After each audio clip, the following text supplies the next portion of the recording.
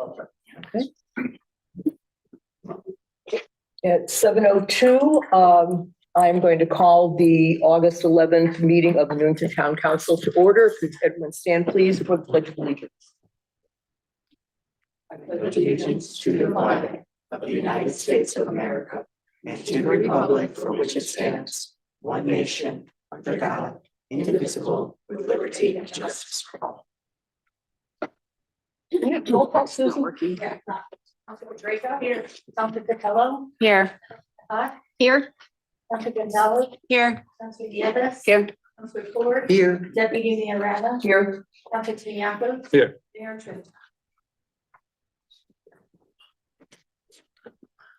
Next, we will have approval of the agenda. Are there any additions, corrections, any changes to tonight's agenda?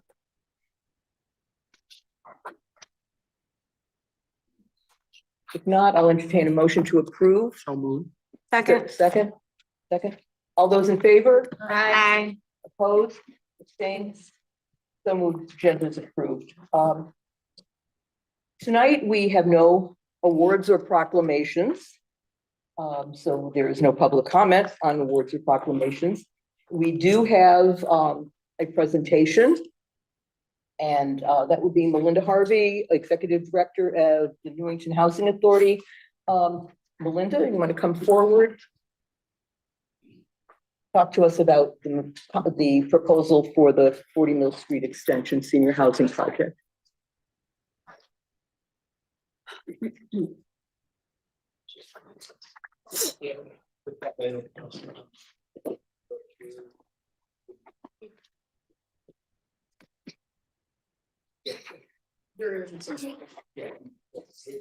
Okay, great, thank you. Good evening. Hi, and thank you for allowing me to come and talk to the council. In my almost, 18 years, we've always been looking for opportunities to expand the elderly housing program. And one of them came to light this spring through the state of Connecticut. They have a new program that they're putting forward. It's called the SHARE program. And it will be providing grant funding to public housing authorities who are in municipalities of under 50,000 residents. And the purpose of this is to create some middle housing. So they're not looking for huge complexes. They're looking for middle-sized complexes. So the definition of middle housing funding is that it means duplexes, triplexes, quadplexes, or cottage-style housing of 20 units and fewer. So they're not looking for, as I said, huge housing complexes. The funding is coming from the Department of Housing, the state of Connecticut, in the form of grants. So there is no mortgage or anything like that. We're not looking for additional funding. They want to fund these programs, these projects themselves. Again, the submissions must be from housing authorities in towns that are incorporated with 50,000 or fewer residents, which Newington qualifies for. And we need to have the housing authorities either have to have site control or ownership of the properties. And historically, for those of you who don't know, the housing authority complexes are, I believe, all three on land that is still owned by the town, but is deeded over to the housing authority for, it's called a ground lease for, I think, 99 years. So the ownership remains with the town. In looking at something that would give us somewhere between, say, under 20 units, we were looking at the piece of property as one potential right across from our current 1 through 26 Mill Street extension. I think the property is known as 40 Mill Street extension. It's a 2+ acre parcel. Based on preliminary feedback from our architect, the site has the space for 12 to 15 units and still can keep some open space. And we would use the existing parking lot that's there. So we wouldn't be doing any additional parking lot. It's the overflow lot for the senior center, and there would be adequate parking there. 40 Mill Street is currently owned by the town of Newington and zoned as open space. So in order for us to obviously develop some apartments there, there would have to be a zoning change. We would consider this an expansion of our current elderly program, meaning 62 and older or 18 and older receiving disability, which is what all three of our complexes are. 40 is, let's see, as it's an expansion of our current properties, it would be restricted again to the elderly and the disabled. The next slide just shows an aerial view of the property that we're talking about. And you can see down on the left side are all our single-story cottage units. At the base of that was the newer 50 Mill Street, the two-story building that is run by an outside property management company. There are also some concept plans. So in order for me to talk to the state with any kind of knowledge, we had to come up with a concept. So we worked with an architect to come up with two different possibilities, 13 and 14 units in those. These are not the designs. I want to make that clear. These are concepts so that it would show, yes, you can fit 13 to 14 units in that area. You can retain some open space, some sidewalks, and so that you're not just filling that space with structures. We did this because as part of the process with the state, the more the concept that you have and further along, the more they will look at your project as a possibility to fund. So obviously, I just want to be clear that these are not the architectural drawings at this point. We haven't even gone out with an RFP to architects. The way the state program is working is that in the next couple of drawings are concept drawings of 13 units. They're all one story. They're all their own entrances, so cottage style. They are all one bedroom and they are all accessible. And then the next concept plans are 14 units. It shows kind of what the area looks like from above. And then again, what 14 units might look like. So that's just to give you a concept. It would be fitting in with what we currently have there now, 26 units. For the Department of Housing approval, we had to submit preliminary plans, concept plans about developing 40 Mill Street to get our foot in the door and to solicit information and feedback from them. And it is obviously, the whole thing is subject to the town council and planning and zoning approval. The state covers all the construction costs. The housing authority covers the pre-construction costs. We've already obviously gone into architects to come up with some plans. We've paid for that. We will, we don't have to do a full-blown environmental because there hasn't been existing structures there that I know of. Again, I have to double check that with the town, but as far to my knowledge, there were not any existing structures, so we don't have to do full-blown environmental studies. We do have to meet the state standards for floodplains, for water space, you know, any what's the word I'm looking for? Areas that would be susceptible to water. Yeah. Flood zones. Thank you. Flood zone. So I've already started looking at that questionnaire. That is a standard questionnaire through the state for anybody who is going to do any construction, to make sure that we are in compliance with all of the state's environmental requirements. We did put in an application. It was preliminary. They asked for an application, just even if you just want to tell them you have an idea. So we did put in an application saying that we were interested in doing this. It would rely on the collaboration with the town of Newington, as it is the town of Newington's property. And we submitted the 13 to 14 single-story cottage style drawings for New Meadow 2. And they have sent us a letter saying, based on our preliminary information we've given them, pending the town council's approval to move it forward to planning and zoning, so the town's approval, and that we would stick with the cottage style architecture so single story cottage style, that they are interested in funding this project.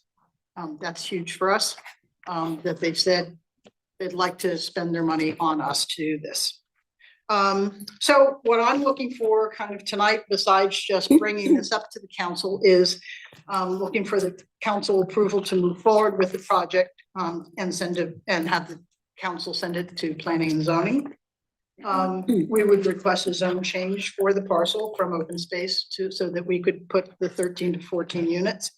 And to ask the town manager to work with the legal department to come up with a ground lease for 99 years to the housing authority so that we could do this additional housing, which I think both the study and based on my phone calls is we still need more elderly senior units in town.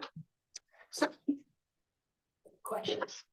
I will open this up to questions. Councilor Plord. Thank you, Deputy Mayor. Thank you so much, Melinda, for being here and for your vision, for pushing the council and the community to respond to this really severe need that we have. We do not have enough housing to cater to our seniors or cater to folks with disabilities in this community. This is the first time that a council is discussing or having a proposal like this on the agenda in a long time. And I'm really, really glad that we're, discussing what this could look like. As far as the proposal itself, I think we all certainly know that there's a need for this housing. I am concerned about this particular parcel and its open space value to the community. Our POCD lays out a couple different goals. Among them is preserving the open space that we have and acquiring additional open space as a community as well. We value open space as a community, and I'm very uncomfortable with, certainly it's not our choice, it's the zoning commission's choice, but with changing a zone that is one of the few very precious pieces of open space that we have in this town that's 95+% developed already. That being said, though, this parcel is not all open space. This parcel is also half a parking lot, a vacant parking lot. That, as you said, is our overflow parking lot for the senior center. And I think it speaks to how underutilized it is that you wouldn't even need to construct new parking to accommodate this project if you did on that green parcel. I'm curious about, and you may need some time to chew on this. I'm wondering if it's possible to take this proposal, this concept, I should say, that you've put together, which I think is really extraordinary, and move it to the parking lot side of this parcel. And rather than have that green space kind of in the center of this courtyard, have that just be parking to accommodate this housing structure. And then keep that green space that's there, that's the Mill Street Extension green space, as green space, and leave it untouched, certainly for that new community to enjoy, but for the existing community to enjoy as well. I don't know if you have any kind of top line thoughts on that. It's kind of unfair of me to just put you on the spot, but. Let me just make sure I understand. You're saying do the build on what is the existing parking lot and leave that open? That's but right. Then you're going to lose the parking. You won't have any parking for the people who are moving in. But your existing proposal, you tell me if I'm wrong, this is my first time seeing it, but it has a green spot in the middle Yes. of these condos, right? Of these one-story apartments, right? So rather than have that be green space in the middle, have that be parking for the folks that are there in those units. And so in the meantime, you have the parking that you need for those units, and we can maintain the green space that we have there. So there's no net loss in green space. So if you were doing a 2-story building, right, that had similar to what's down there, you could utilize most of that space and have green around it. But if you're doing cottage style, I'm not sure what I think you're saying is we have green space because of the style of the housing. So we can keep some green space. I'm not sure that if you move that into the parking lot, now you're going to have to add some existing additional parking. So I'm not sure you're retaining any more green space than, we've had, the architect went over and looked at the whole area, including, and what they were thinking is you already have a parking lot, so why not utilize Use it. that parking lot and use the green space as both putting in the cottage style there, and you can see it kind of, there are a couple of different things, but it keeps green space in the middle, or it keeps, and it tries to keep some green space on the outside. So Okay. I'm not, certainly could go back to an architect and say, can you do this differently? What could it look I like? mean, at this Right. point, we're just, Throwing things at the wall, right? yeah, well, Great. yeah, a little, yeah. Little more than Yeah, a that. little more than that, but yes. Yeah. Matt, were you suggesting, I'm not sure if you guys were saying the same thing, were you suggesting that in the parking lot area that is there now, that it would become the parking lot and the housing, and then the green space isn't touched at all where the green space is?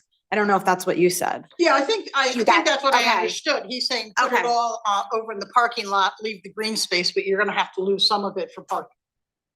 I think he was saying the parking would be in the middle, right? If it was, But I understand you have never seen a proposal yet, right? You haven't talked to an architect yet about what that could look like, right? Maybe that means, it sounds like your assumption is some of the green space would still need to be eaten into, but you don't know, you haven't spoken with an architect about what that proposal could look like. So I just appreciate your openness and willingness, having received feedback from council. So an architect was on site. Yeah.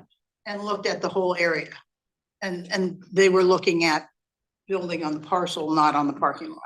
Because building on the parking lot, I'm not sure you're gonna be able to put parking in the middle, if that's what you were saying, Kathy. I thought that's what But- Matt was. I mean, alluding again, to. I don't wanna say no to anything because Sure. we can go and throw it out to an architect. And see what We it can looks go like. to the town planner and see what we can utilize for space, given what's there and what margins we need also. I appreciate From that. the, Melinda. from the, we want to retain space from the community that's also.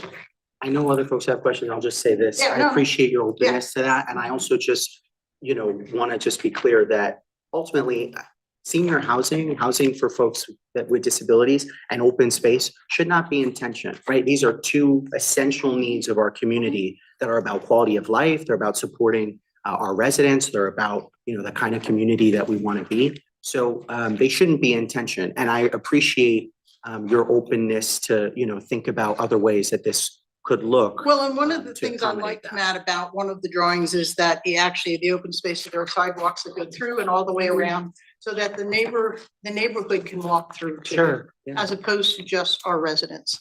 And I think that, again, these were concepts, these are not things that are in stone, and I would take any concerns and questions back to an architect when we have one, if we go through with this, to say, we want to maximize open space, the green space. Yeah. Thank you, Melinda. I appreciate it a lot. I live in the country, I love my green space. Yeah, right? That's it. Thank you. Councilor Nieves. Hi, thank you for your presentation. I did have a couple of questions for you. What time span are we talking about should the approval be secured to build out some additional housing units for our elderly and the disabled? State is ready to give us money today. They're waiting on, is this something that the town of Newington will approve and move Mhm. forward with? Because in order for them to release any kind of funding,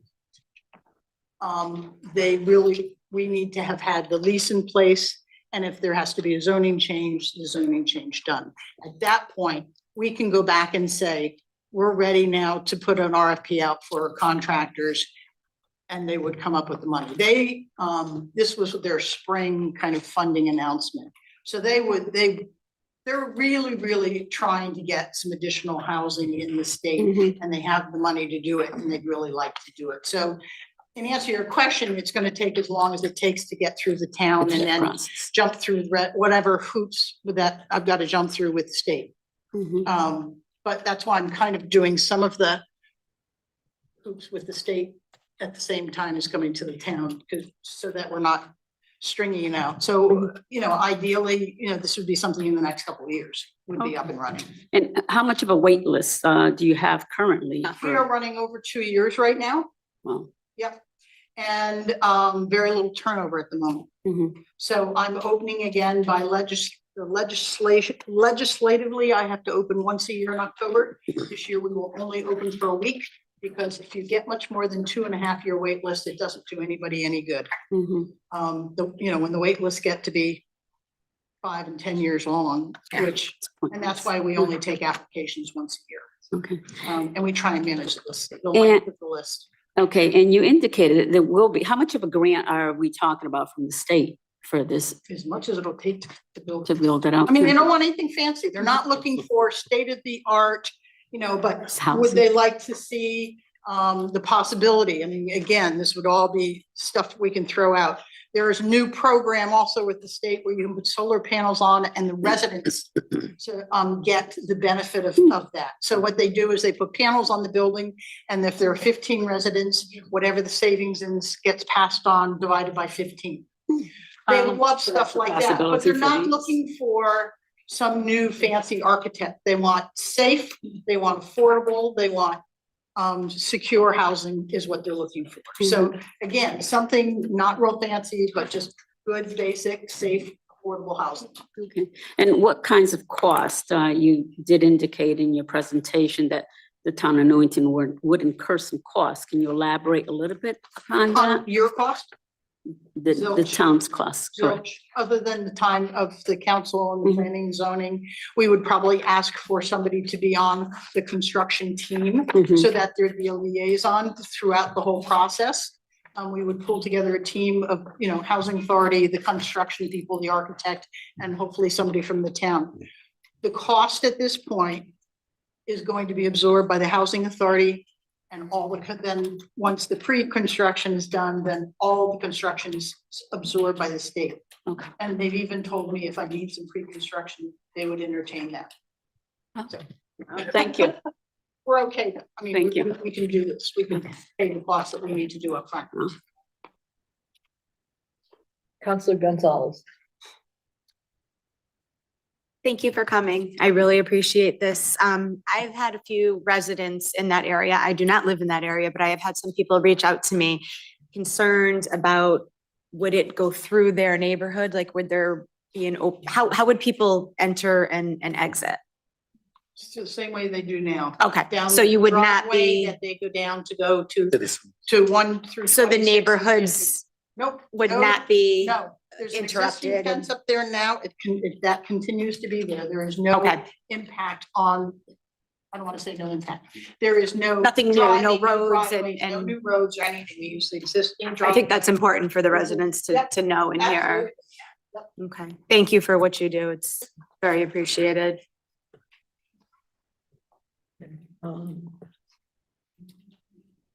Counselor Tiniakis. Hi there.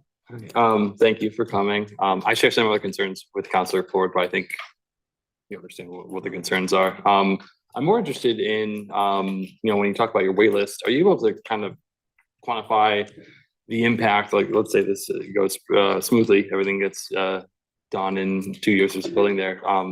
What's the impact on our need in town once this is done? It's 14 more units that you can then keep turning over. Do you have like an idea about like what, like a grand, like we need 60 or something like, do you have like an idea of like I what don't total know. we I would think you need? guys did a whole housing study and Yeah. those numbers are in that, but, I mean, so I was asked two things, my first interview with the state when I first put something in. And at the time, they hadn't been as particular with their concept, what they wanted. And so we were looking at how do you maximize that amount of space to get as many apartments as you can. So our first drawings were 20 units, 2-story with an elevator, because that is more efficient cost per square foot from construction and also maximizes that 2+ acres for as many apartments as you can get because the need is there. Then once they said, nope, we don't want a building like that. And they asked me what I prefer. And I said, well, from a standpoint of the need, the 20 units would be better, but from a aesthetic and what fits in with the neighborhood and fits in with what we have there now, the 13 to 14 single story is because of, again, green space and because it fits in more with the neighborhood. It's not going to change anybody's sight line really. So, do I think could the town use 20 more units? Absolutely. That would turn things over that much faster. Yeah, I mean, I love the idea of senior housing. So yeah, just making sure that it kind of we're not getting rid of something to add for another. I'd rather kind of like elevate both. So thank you. I appreciate it. Councilor Capella. Okay. I think the ideal would be to find another place to have senior housing and have more be built. Is there anywhere else that you looked in town to see maybe that you could keep the open space and utilize another property? I would actually ask the town what they would suggest, because we don't own any land.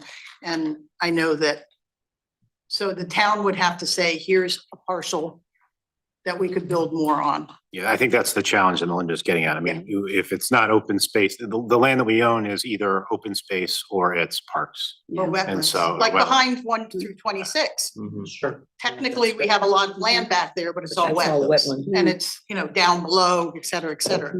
But it's not buildable land. And we definitely need more buildings and houses for seniors and our elderly. Once these units are built, who's responsible for future maintenance repairs? We are, You are. just the way we So- are with our 3 properties So now. there won't be any circumstances where it'd fall back on the town? No, we would set up with the town the same agreement we have currently now, and the only thing we fall back on the town for is they pick up trash and sewer. Yeah, I'll just add, Melinda said it, but I'll just repeat it. I mean, this grant is so generous because it's basically used for construction of the units. So the only cost that the housing authority is really incurring in order to provide for these 13 or 14 or whatever the number, the yield's going to be, is just the maintenance costs and utilities and operating costs, but the sunk mortgage Right. won't exist. Right. So if you just think about what you pay in housing just for your utilities and mowing your lawn and all of those just operating costs are probably a pittance compared to your mortgage. So therefore they can pass all those savings on to the residents. So it's, $700 rents as opposed to, Well, again, they would be the way our elderly program, and this is part of the elderly program, is income based for the most part. There are base rents, but for the most part, it's income based. So we do take, because it's not a federal program like 50 Mill Street, we take a higher level income, but it is basically 30% of somebody's income or base rent. So it is technically, I hate using this term because as soon as residents hear affordable housing, they all think this is some kind of horrible housing. But what we have in town now, our beautiful properties that we have in town now, are technically affordable housing by state standards, 80% of median income. And so everybody there is under some form of state subsidy, basically.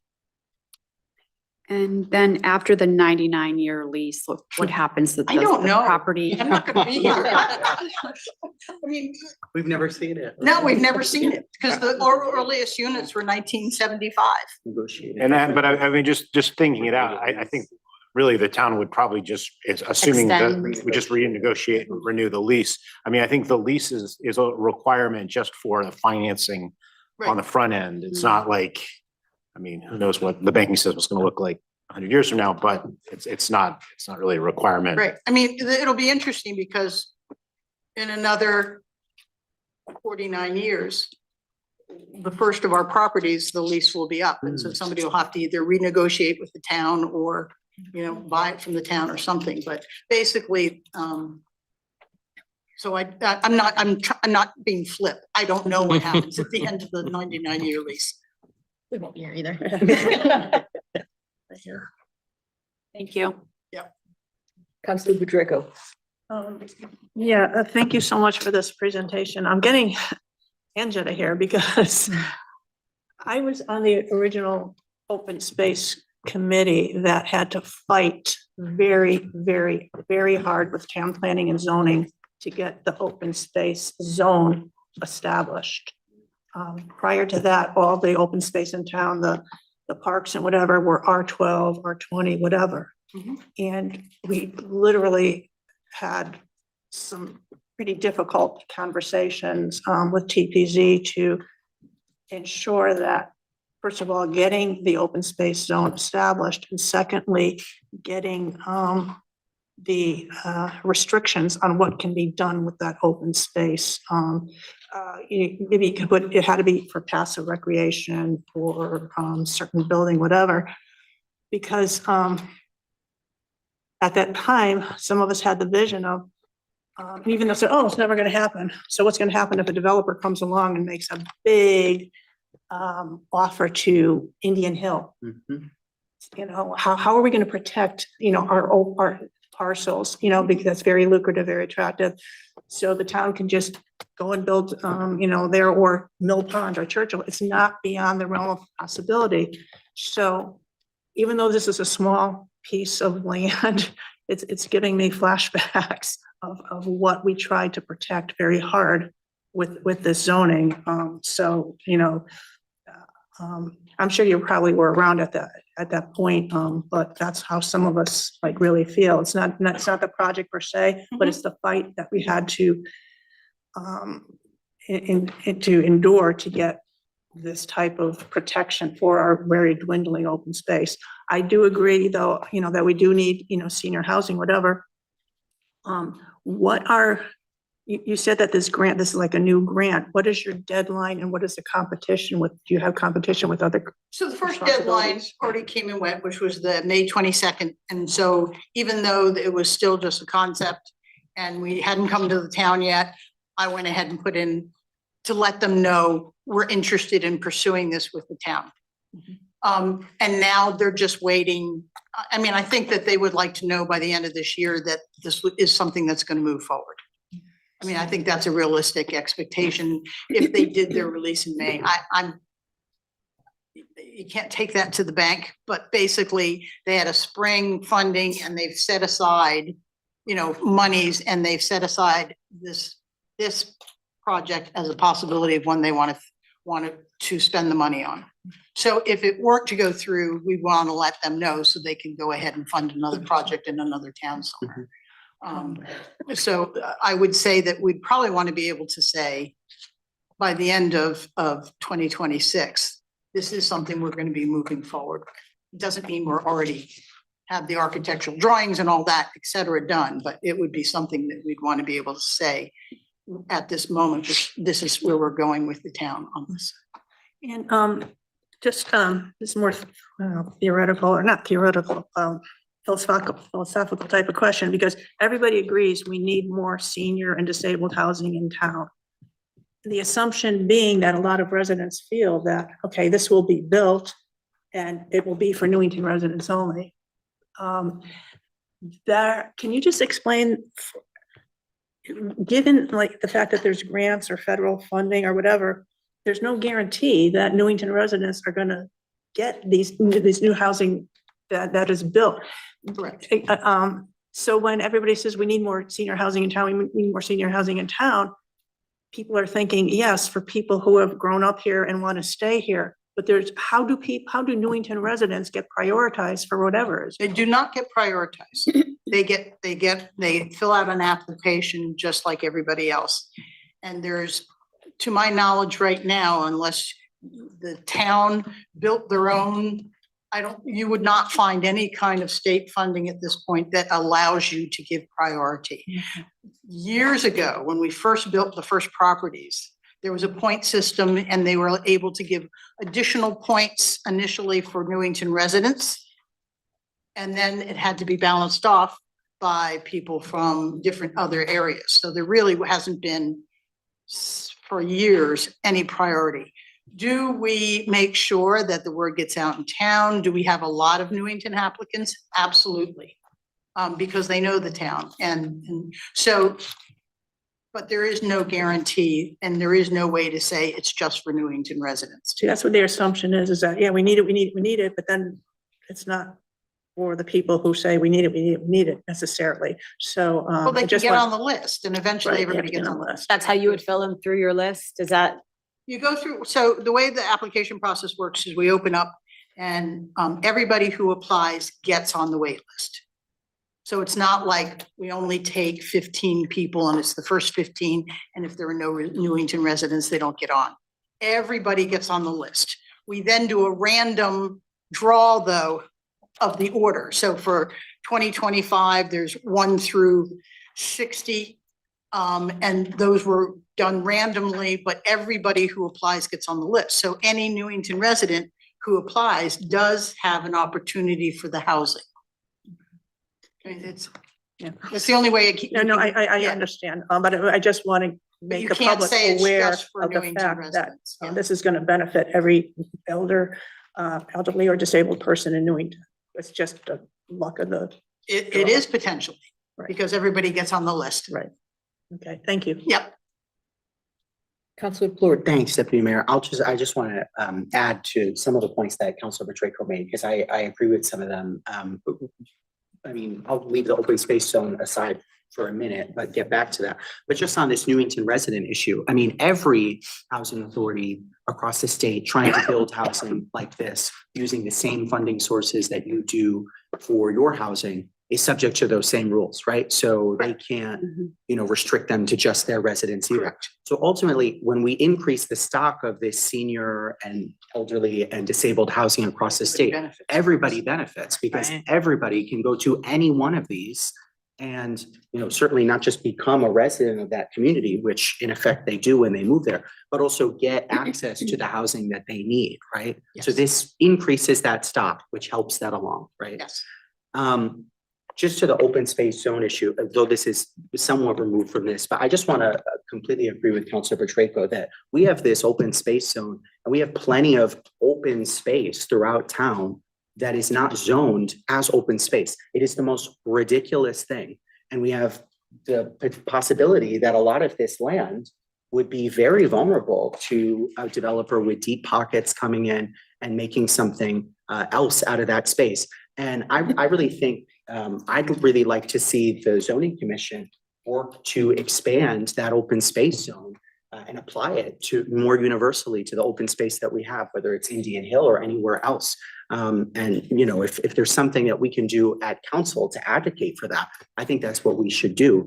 Not just on Indian Hill and those other parcels, but even on this parcel as well. We need to preserve this open space. So again, it's all to say, Melinda, I really appreciate your openness to go back to that architect and think about, based on the feedback you received and some of the concerns that we've heard from the neighborhood about how to accomplish this really essential need of building senior housing while also preserving that open space. I really appreciate that.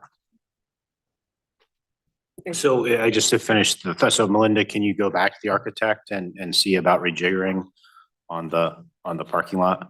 I guess I'd also just point out, I mean, that parking lot is still technically zoned open space. So even if that does work, there would still need to be something with TPZ to make that happen. And I wonder, just to that point, there are, the whole thing's zoned open space, but it's very two distinct parts of this parcel, right? So maybe as part of the request to TPZ, in a world where you're building on the parking lot and not the open space, they split the parcel and retain the open space zone for the green space. But the zone that, the portion that's the parking lot, they zone it for something that's more amicable to this kind of project. So we can preserve the open space, which we need. So that's just my 2 cents. Right. Any other questions or comments from council? If not, Melinda, I want to thank you very much for coming and answering questions as you can. Thank you. And we look forward to hearing more and your responses to some of the questions and concerns that we've had. So thank you again. Thank you. Thank you. Thank you, Melinda.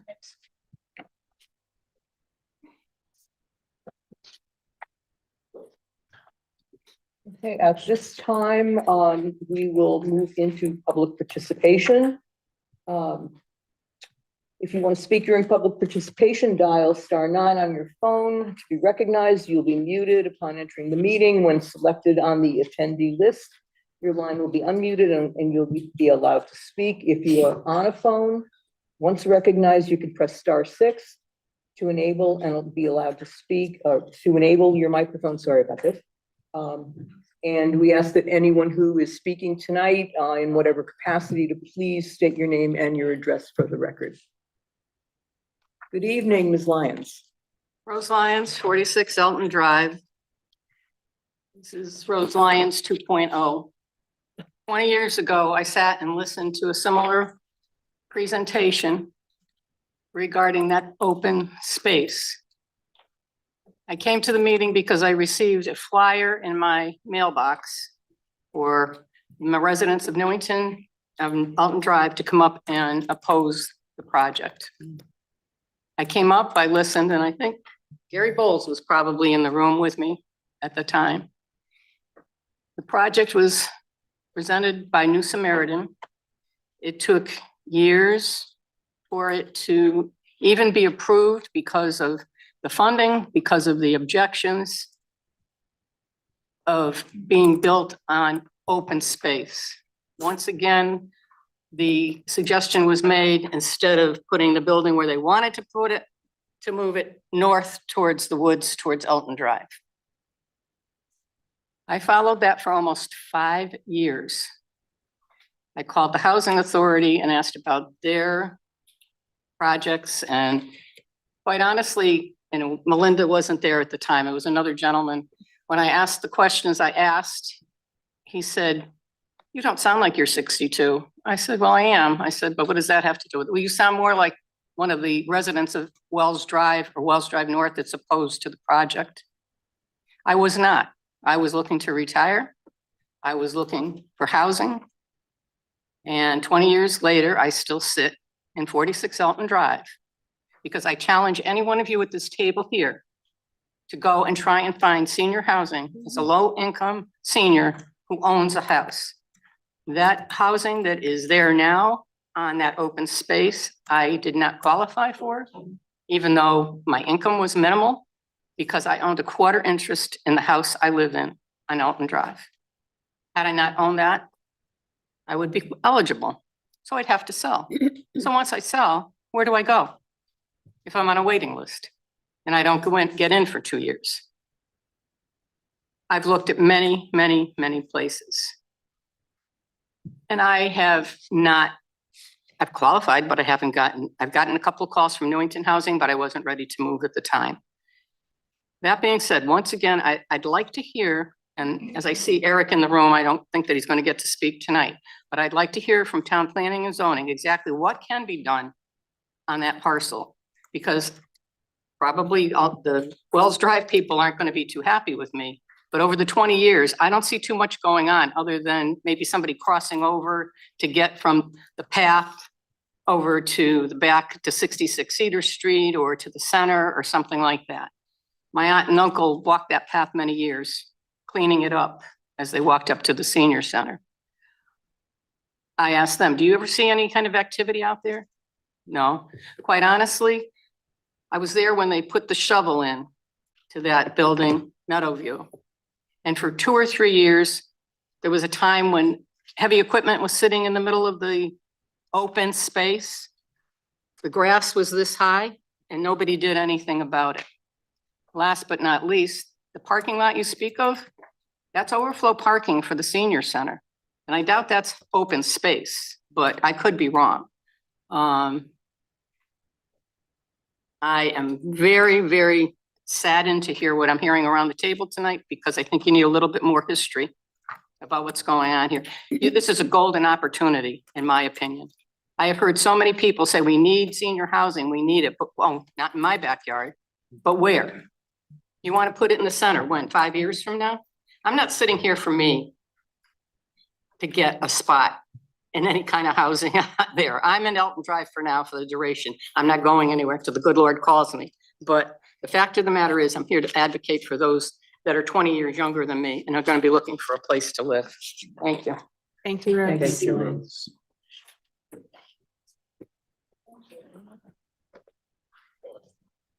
Good evening. My name is Wayne Alexander, a resident of 28 Burden Lane. I come before the council to speak in favor of William DeMayo for the purpose of supporting the resolution for naming the gymnasium at the Mortensen Community Center to honor the service of William DeMayo as superintendent of Newington Parks and Recreation. Renaming of a building is an important means to remember the notable service of particular individuals, their personal passion they bring to that service, and the constant devotion they offer each day they come to work. I know William DeMayo as Bill, as do many who have come to know him. He has a lengthy history of developing parks and recreation spaces in Rocky Hill, Newington, and New Britain. Bill always listened intently to what the people of Newington wanted in their parks and recreation spaces. What he brought to his job every day was what he could do to bring events, excitement, and enthusiasm to this town. And when the construction of the new town hall became front and center, he advocated for the presence of a double gym and how such a space could draw an infusion of spirit into Newington. That space was imagined and reimagined based on cost and debated, but the final result ultimately proved its value many times over in revenues added to the town, participation in the sporting events, and the personal enjoyment for the residents and visitors. That process demanded steadfast commitment and determination, but Bill was up to fighting for the town that he believed in. Bill knew that a double gym was the beating heart of an active municipal recreation center. What nobody could know at the time was just how successful the double gym idea would become. Bill could imagine the daily impact on youth, on the future of events yet to be thought of, and could understand how putting his time and energy into the success of the new space would bring a deep sense of pride in the town he loved. Bill also understood that each and every effort made would have to be accompanied by long hours and personal sacrifice to achieve what he hoped would create that welcoming space where the community could gather to enjoy the parks and spaces for recreation. However, what many people could not know was that Bill was adapting to and struggling with the retinitis pigmentosus, which is a slow blinding disease, which of course made his efforts toward providing the best services for Newington even more challenging. Did he see his Bill, but did Bill back away from the challenges? Did he see his disability as a complete roadblock or shy away from his desire to serve the town that he loved? Nope. Bill saw this as his opportunity to adapt and move forward with unbreakable resolve. As the world around him grew darker, his commitment to Newington grew even brighter. And his inner kindness guided him toward a light that sighted people may never know. He learned to see the parks in his mind's eye, to use his listening skills to hear the needs of Newington's youth, and supervise his Parks and Rec team with an unfailing intuition and integrity that I always saw as heroic and honorably determined. But Bill is completely blind, yet he leaves a legacy where every corner of the town he loves is illuminated by his spirit of service, his determination, his heart, and imagination. I'm going to ask you to wrap up. You were before. I will. Thank you. And just be one more sentence. When you name a building, a road, a bridge, or any facility in a town, you want to honor the legacy of a man like Bill DeMayo. I salute his courageous service that creates meaning beyond his lifetime. Thank you. Thank you. Do we have anyone online? Okay.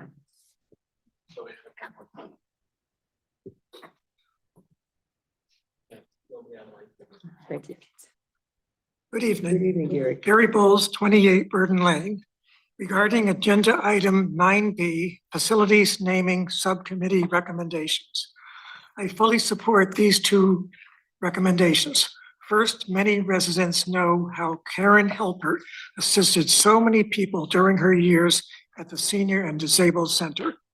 Second, naming the double gymnasium at the Mortensen Community Center, the William A. DeMayo Gymnasium, is both a fitting and wonderful tribute to Bill, who poured his heart, soul, and career into parks and recreation over many years in Newington to make it better for all residents.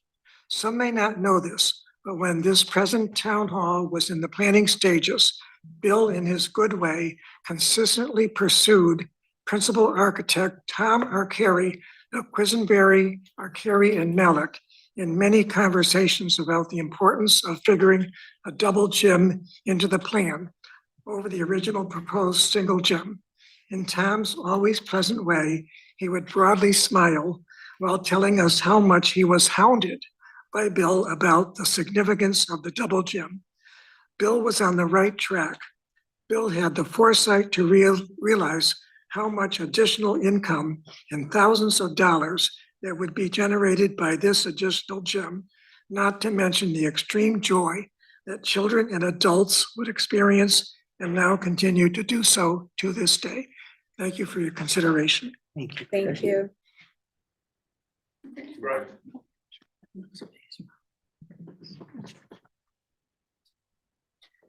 Hiya, Jacob Knowlton, 10 Hillside Street.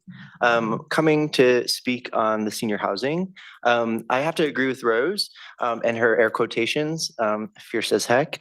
I think we should really consider or sit with what we consider to be open space. First, I want to praise you for your work in the past, Councilor Bedraco, on open space, and I want to be mindful of that work. I just, an opinion of mine, I love this town, but we have an issue with how we place things that makes my eye twitch. For example, we have a gorgeous waterfall and then boom, parking lots everywhere. We have this gorgeous town hall that was built, but we face the police department instead of the park that's literally right there, right? So in terms of where we're placing things, I think it's really important. If we look at this open space, it's really a lawn in the middle, in between some parking lots. And to Rose's point, my sample size isn't as vast as hers, but I spent 4 years taking that trail to the center of town when we had half days before my game to grab a sandwich and then taking it back to the high school. And there's not much going on there. So I'm sitting here to advocate for two things, and that is prioritize senior housing where we can. That's really important. Obviously, we all feel the same way. We all care for that pocket of our community to make sure that they have affordable housing.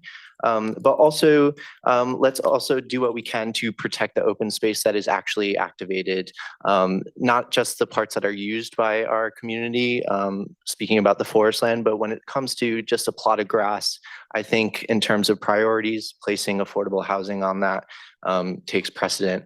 And I'm happy to sit with P&Z and go to those meetings when it comes time to doing more work in terms of preserving the other open space in town and even adding to it, you know? So that's all I wanted to say. I appreciate you guys. Thank you so much. Thank you.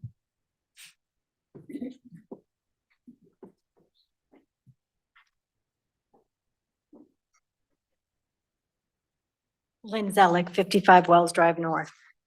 I'm here to ask you not to move forward with the senior housing development plans. When the New Meadows Senior Housing Unit was built, the residents of Wells Drive and Wells Drive North were assured the rest of the meadow would be preserved as open space. It is my understanding that it is designated as an open space parcel. But here we are fighting to save that field. This is not about opposing senior housing. It is about preserving open space, something Newington has far too little of. And as for people enjoying that space, we do. We either enjoy it as just a breath of fresh air and just being what it is, that's open. And the seniors who live there enjoy that too. I talk to a lot of them. People also socialize there. Their kids play ball there. So I think it matters. Maybe people who don't see that don't pass at the right time, but that is utilized. But the bottom line is, it doesn't need to, nothing needs to happen there. It just needs to be. Thank you. Thank you. Jeff Zeldick, 55 Wells Drive North. I just want to give you a little bit of the history of that space. So going back, as Rose indicated, 20 years ago, my recollection is more around the timeframe of 2007, 2009. The Newington Housing Authority with the new Samaritan Group proposed a project. It was a HUD-funded project to build the new metal housing on Mill Street. And that was presented to the council for approval without the council notifying the abutting neighbors that there was going to be a presentation. We're fortunate enough tonight to have been forewarned by some of our counselors that this was going to be on the agenda.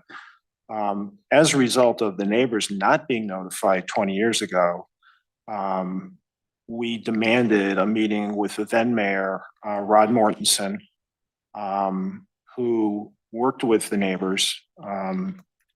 He was shocked at the profound upsetness of the neighborhood at this project. At that time, the buildings were going to be placed right against some of the adjacent properties. So our neighbors would have been looking right into the backs of the buildings. It was Maureen Collette at the time came around, notified the neighbors what was happening.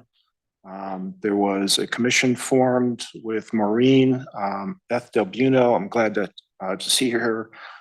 She helped with the initiative, Sheldon Shones, another counselor at the time. They had us work with Ed Meehan. So a number of us in the neighborhood were able to meet with the counselors. I believe they formed something called the New Samaritan Commission on Aging. And they worked with us to come to a compromise where the building was pushed back to the northern corner of the property. And the neighbors were given the promise that that green space that remained would be preserved in perpetuity as open space. That was a promise made to us. As a result, the zoning changes were implemented. The only thing that didn't occur and should have occurred is a deed change. There should have been a deed restriction placed on that property. That's the one element that's missing.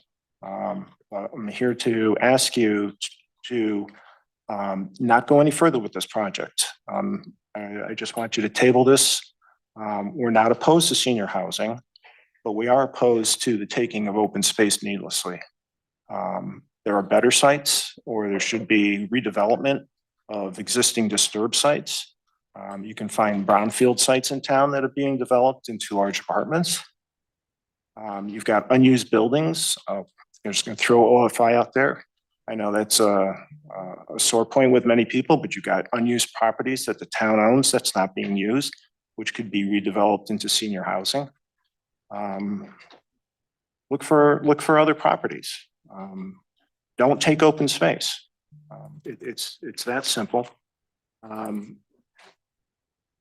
So I'm hopeful that maybe Beth will come up and kind of reinforce what I said about the promises made to the residents by the town. And it's disturbing to hear that those promises may be broken. And I think there was one piece that's missing from the presentation this evening. There's a step that needs to happen. There's an open space commission which serves at the pleasure of the council for matters regarding open space. And I didn't see any discussion regarding a referral to the Open Space Commission to make a recommendation to the council regarding this property. So again, I'm hopeful that you will not support this project as proposed, that you will continue to support open space. Every time we open up the plan of conservation and development, open space is a priority. Mr. Phillips, I'm just going to ask you to wrap up your. Thank you. And as my wife said earlier, even though you may not be observing people using that open space and you're calling it a lawn, open space exists in many forms. There could be a golf course. It could be a green space. It could be, quarter acre shrubbery. It could be wetlands. it exists simply for the purpose of existing. Thank you. Thank you, Jeff. Thank you.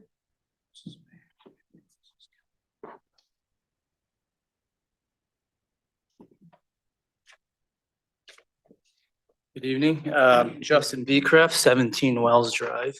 I appreciate Jeff's history lesson. I can only speak on the recency of Wells Drive as I'm a resident of 7 years now. And I see many of my neighbors here today, which is great.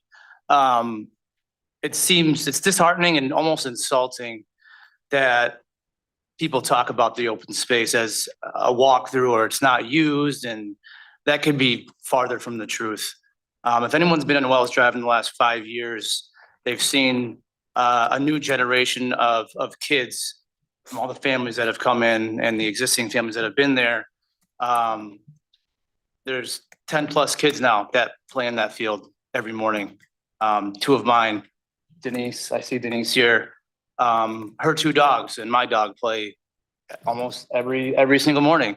So just because you're not there, the neighbors see it every single day. They see me walking my kids every day. They see the new kids being walked by their parents every single day. So it really is, it's disheartening to see non-neighborhood Newington residents speak on everyday activities that they're not there for. Just take that into consideration because that field is utilized every single day. Thank you, Justin. Thank you. Thank you. Thank you.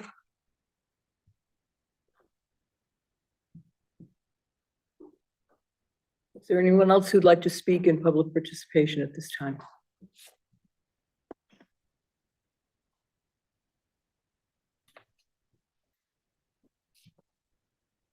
Hello, everybody. Don Woods, 82 Ivy Lane. Tonight I'm here in full support of the naming of the Mortensen Community Center gym after William DeMeo. But first I want to say my appreciation to Councilor Plourd and his committee for allowing this to get to this point. They heard our beliefs that Bill was worthy of this honor, and he took it to the council, and hopefully you will all agree that Bill is highly deserving. I don't think I'll be quite as elegant as Mr. Alexander and Mr. Bowles, but I can just tell you on a personal level, working with Bill during this project, there was a group of us that participated and listened to Bill's vision, and he really saw the need. You know, we always hear when we do anything in Newington, do we need it or do we want it? Well, honestly, in this case, we needed it and we wanted it. And because of Bill, we were able to get it. Along the way, once the referendum was passed and the double gym was included in clear language that it had to be part of the community center. Even with that language, it became a struggle to get everybody on the committee, the building committee, to agree that the double gym should be part of it. They proposed a middle school gym, it was this, it was that. But Bill, through patience, consistent, nice negotiations, maybe not always that nice, but he is very determined and he's very convincing.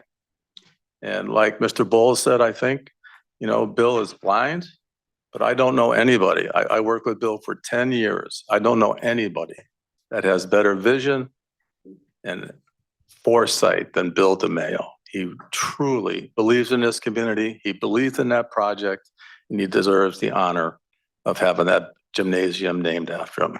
It is something that is widely used through the town, and he really saw it before it happened. So anyways, I hope you all vote in favor. He's a great guy. He deserves it. Thank you. Thank Thank you. you.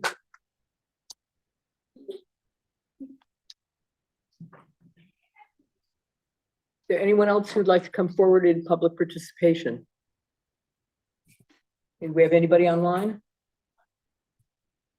All right, then I will close public participation and first check, did we have any email correspondence to be read in tonight? No. Then I will Entertain remarks from councilors. Councilor Tiniakis. Hi, everyone. Thank you, everyone, for coming out tonight. Especially thank you for those who live over by Wells Drive. It's nice to hear from the people that a project like this would impact most. So it's good to have your perspective. And after listening to the presentation, which thank you again for the presentation, I think we as a council need to kind of have a more broader discussion about the situation, right? Because it sounds like the housing authority really can't take any kind of action unless it's on open space, but we're in such dire need to preserve it that it's kind of like a stalemate, where I don't think we're going to make any kind of meaningful progress on senior housing until we find some sort of workaround or some different way to approach it. So I think that we, as a team, we all need to kind of talk about this and kind of expand on it, because I can't right here in the seat, I can't envision a way that we could act on getting more senior housing without sacrificing some sort of open space in town. And there's probably a way to get around that, or a different kind of solution.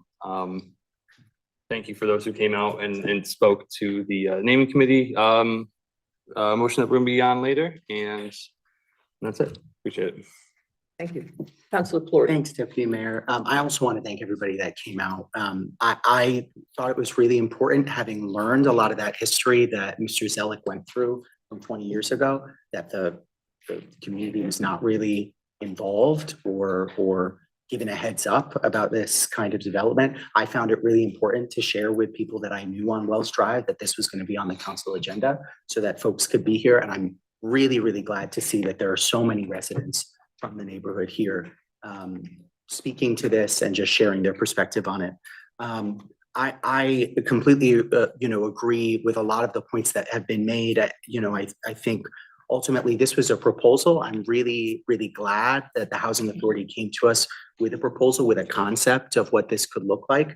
But ultimately preserving open space is really, really essential. And it sounds like there may be opportunities for us to continue this discussion so that we can accommodate both of these really important needs: senior housing, elderly housing, housing for folks with disabilities, and open space, and maybe even on this parcel itself. But respectfully, I'm going to disagree with some of the points that were made about this particular site, because I do see folks that use it very actively. I was taking those walks from high school too, and occasionally I would see folks walking their dogs there, or putting a picnic table or a picnic blanket out. And even if they aren't using it, to the point that's been made, we have so little green space in this town, and it is there purely as a community amenity for us to enjoy it and view it and see nature and all the health benefits that come along with that. That's really, really essential, and not just for that neighborhood, but for, as has been said, the seniors that live around it. And that could more seniors live around it in a way that this project could work, that could preserve it. So I think there are definitely really important questions that folks are asking. And, I'm excited for the continued dialogue and discussion and collaboration that's going to happen with the Housing Authority to think about ways to make this happen here, but maybe somewhere else as well. And ultimately, as that process moves along, it should involve residents from Wells Drive and other abutters who are going to stand to be impacted, whether it's on that green space or not, by this particular development. I don't support it on the green space, but it sounds like there's some great conversations that could happen that would allow us to preserve both. So that's how I feel about that point. And I also just want to thank Deputy Mayor Rada and Councilor Capello, who serve on that committee. Deputy Mayor Rada, the chair of the Facilities Naming Committee. I appreciated Don the shout out, but I just want to give kudos to my colleagues as well for moving those two very well-deserved requests forward. And I'm excited to support them, but I'll speak to that a little bit later. That's it. Thank you. Are there other councilors that would like to speak? I would just like to say, as I always do, thank you for all of you who have come out tonight, who have expressed their interests, their concerns. We do not take this lightly, and that's why we are always encouraged by the participation from the community. I want to thank Melinda for looking into this possibility. And if not on this parcel, or in some iteration on this parcel, and there certainly is much more discussion that needs to take place, we will look for other sources.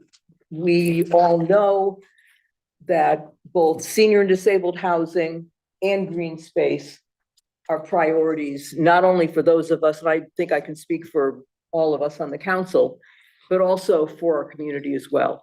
And we want to make sure that people understand that and that we keep this in mind with any considerations that we have.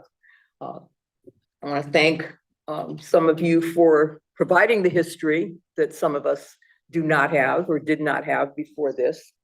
Also want to thank those of you who came out in support of the facilities naming proposals that we will be speaking to in just a few moments.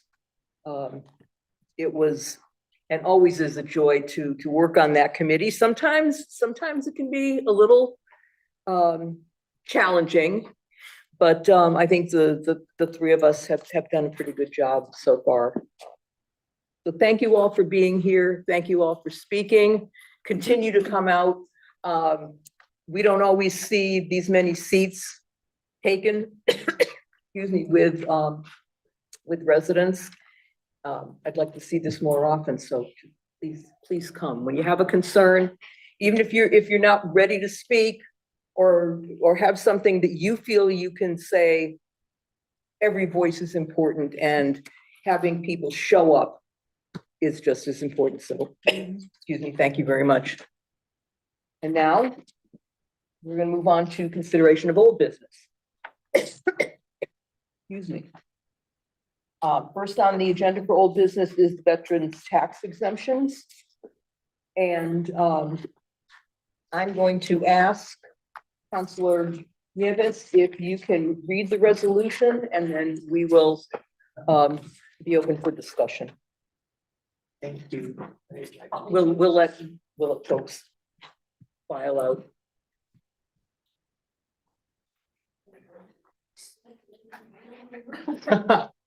They're leaving.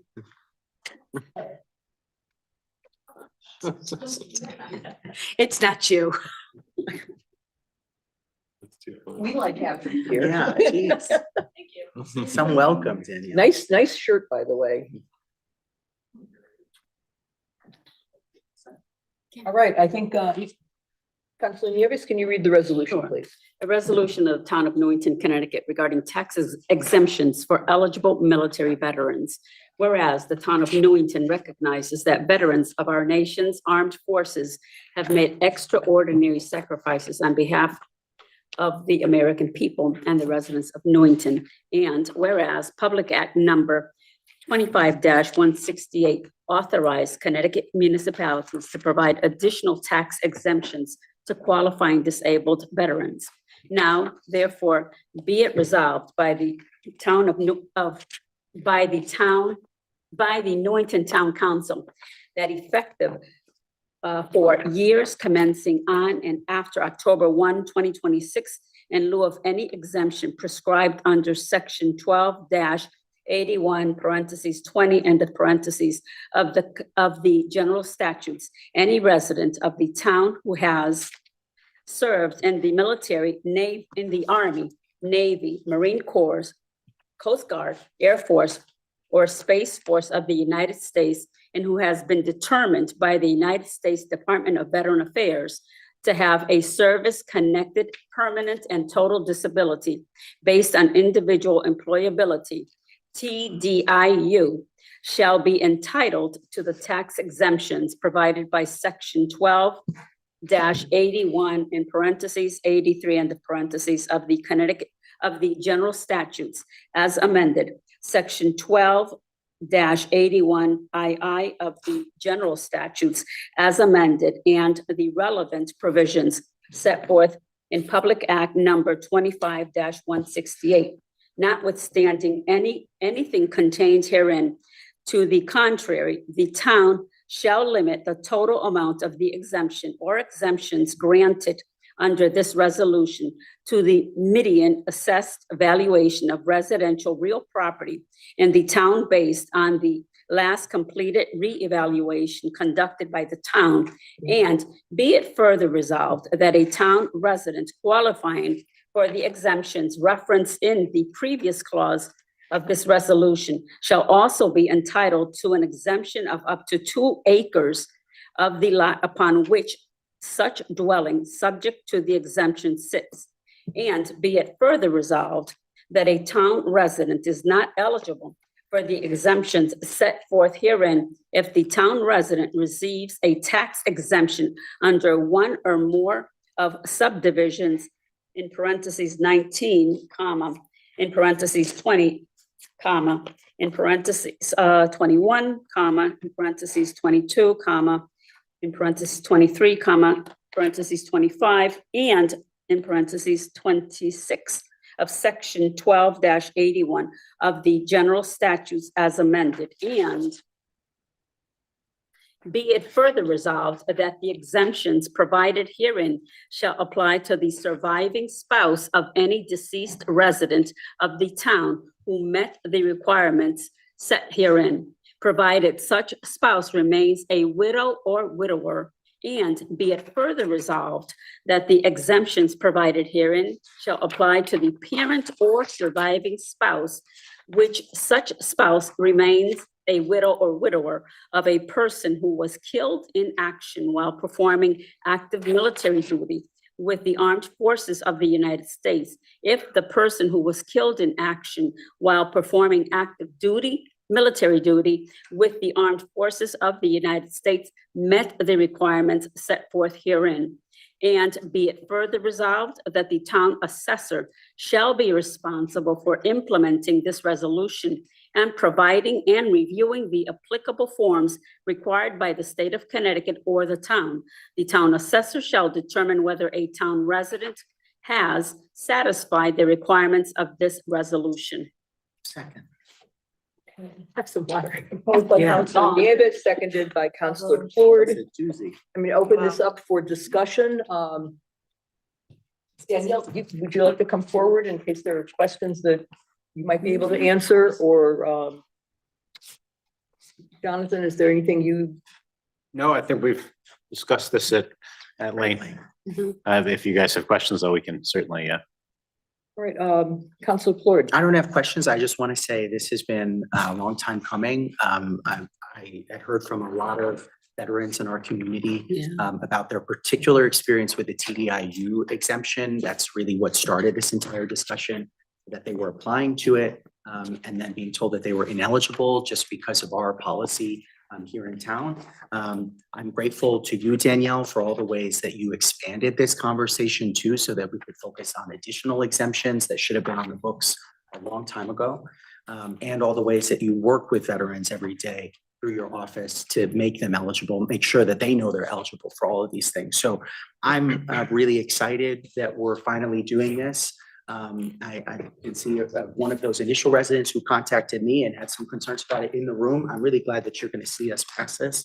One thing that I'm interested, I guess, is actually a question about, Danielle, is how are we going to let folks know that this is going to be on the books now? What is your vision for how to promote this to residents so they're aware of these new exemptions? I'm definitely going to get on the website as soon as possible. I'm in the works of a little video on veterans exemptions, and then I plan on reaching out to the VA, American Legion, maybe to go to a couple meetings and talk about it at their meetings.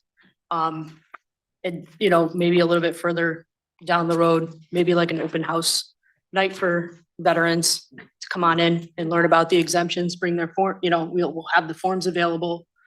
We can talk to people about it and then help them get what they need to get whatever exemptions that they are entitled to.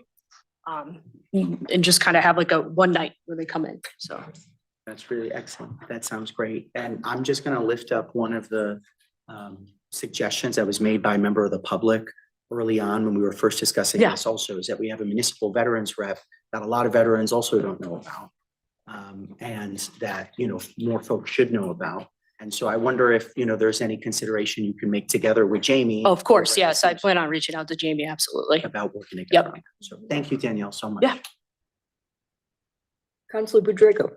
Yes, I just want to say that this is well deserved. I supported 100%. And actually, my brother and his wife are Gold Star family, as my nephew was killed in action 10 years ago. So no amount of financial compensation or exemptions can ever make up for a loss like that. So I fully support this, but I just wanted to make one little comment that for the next budget cycle, I do hope that we will find a way to compensate for any kind of lost income by reducing expenses rather than transferring any kind of income loss onto residents who can't benefit from these exemptions. But thank you for your work on this. Yes, thank you. Are there any other questions or comments from the council? If not, we have a motion. It was seconded. Can we do roll call vote, please, Susan? Councilor Draco. Yes. Councilor Cullen. Yes. Councilor DeHaas. Yes. Councilor Gonzalez. Yes. Councilor Nieves. Yes. Councilor Fluor. Yes. Deputy Mayor Rada. Yes. Councilor Tinian. Yes. We have 8 in favor with Mayor Trister, which I failed to mention at the last vote, absent.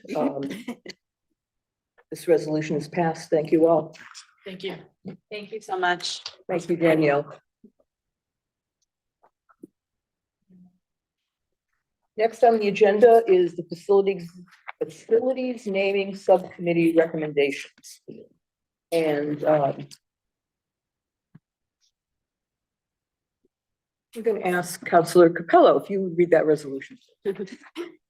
Resolved that the Newington Town Council hereby approves the following name changes to the town facilities.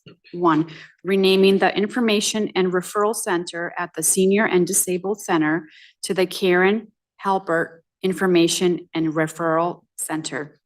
2, naming the double gymnasium at the Mortensen Community Center, the William A. DeMayo Gymnasium. Is there a second? Second.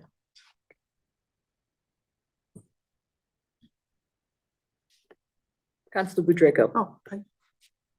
Oh. But I mean, if you want me to say something.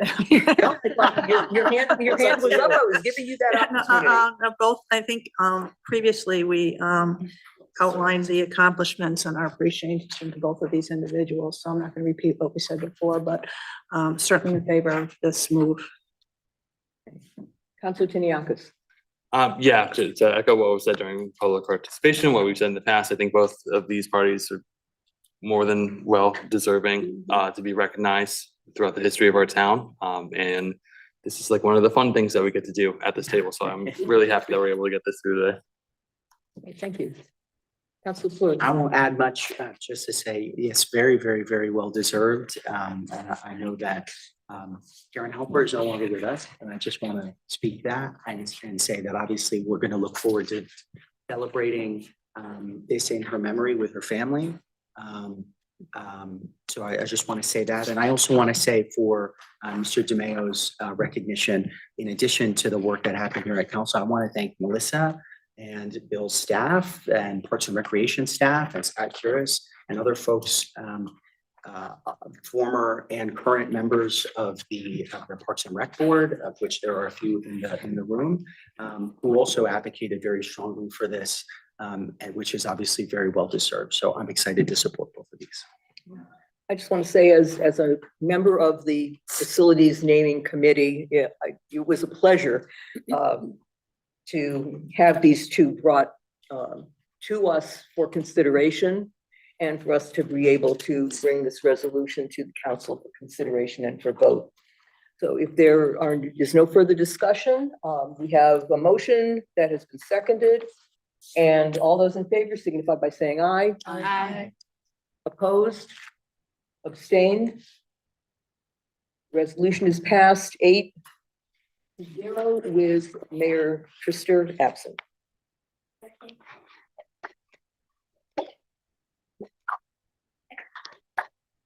Matt. Yeah. Yeah. Council Capello, made the motion and Council Clerk seconded. Next on the agenda, Dropping like flies. resignations / appointments. And Council Fleury, could you read that, please? Sure. Resolved that the Newington Town Council hereby makes the following appointment. Central Connecticut Health District Board of Health, name William McCarthy, address 206 Churchill Drive, Party D, term immediate to 6/30/29, replaces reappointment. Second. We have a motion, it's been seconded. Is there any discussion?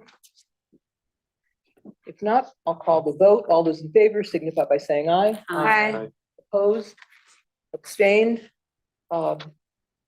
The resolution was approved unanimously, 8-0 with Mayor Trister absent. Next on the agenda. Councilor Budraco. I will speak. Can you read the resolution for tax? I was waiting. tax refunds? This is great. Resolved that property tax refunds in the amount of $8,549.93 are hereby approved in the individual amounts and for those named on the request for refund of an overpayment of taxes certified by the revenue collector, a list of which is attached to this resolution. Second. Who seconded? Okay. Motion by Councilor Budraco, seconded by Councilor DeHaas. Any discussion? If not, all those in favor signify by saying aye. Aye. Opposed, abstained. So passes 8-0 with Mayor Trister absent. Now we'll move on to approval of the minutes of previous meetings, the July 28th special meeting and the July 28th regular meeting. I was absent for that meeting, those meetings, so I will abstain.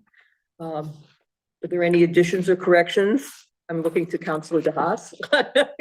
None for the special meeting minutes. In the regular meeting minutes on page 2, Counselor Capello's last name just needs correction in a couple of bullet points. And on page 3, third bullet from the bottom, the last sentence, I believe the EH in the middle of the sentence should have been the word the. Good catch. That's it. That's it? That's all I came up with, yeah. Well, good job. All right, we can do these separately. All those in favor of the minutes of the July 28th, 2026 special meeting as written, signify by saying aye. Aye. All those opposed, abstained.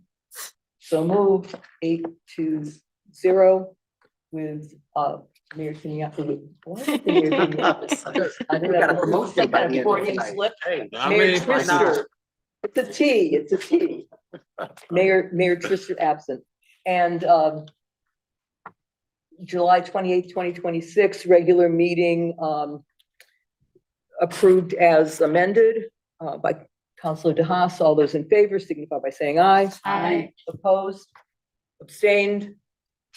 So move passes 8-0 with Mayor Trister absent.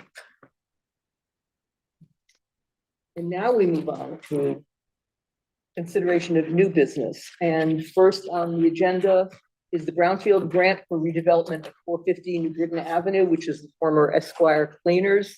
I'm going to welcome Tony Margiotta to the dais or the podium, excuse me. Tony is a local developer and engineer who has approached the town. We've had numerous meetings with him as well as with our grant writer Sonia Richmond regarding potentially partnering with Tony on a brownfield redevelopment project on New Britain Avenue. Once he's ready, he'll take the floor. All right.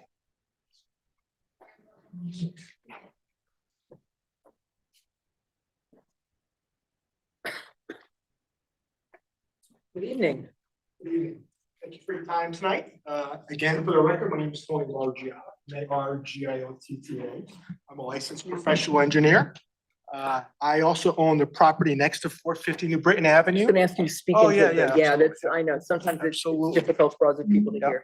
Again, Tony Margiotta, I'm a licensed professional engineer. I also own the property next to 450 New Britain Avenue, where my daughters run Giovanni's Bakery. However, I'm here tonight to talk about 450 New Britain Avenue, the former Esquire cleaner property. The basic issue is straightforward. It's operated as a dry cleaner for decades. Today, it's a blighted brownfield. It needs cleanup before it be brought back to productive use. What makes this property very interesting is not the property itself, but what's happening around the property, which I want to talk to you about tonight. It sits right in the middle of Elm Hill District, also known as the Britain Avenue Business District, also part of the Opportunity Zone, as part of your POCD. And the town and state has already invested here and more is coming. I think we have an opportunity to do more than just clean up this property. We can put this property back to productive use and really be part of this continued improvement of the Elm Hill District. That's what I'm here to talk to you about tonight.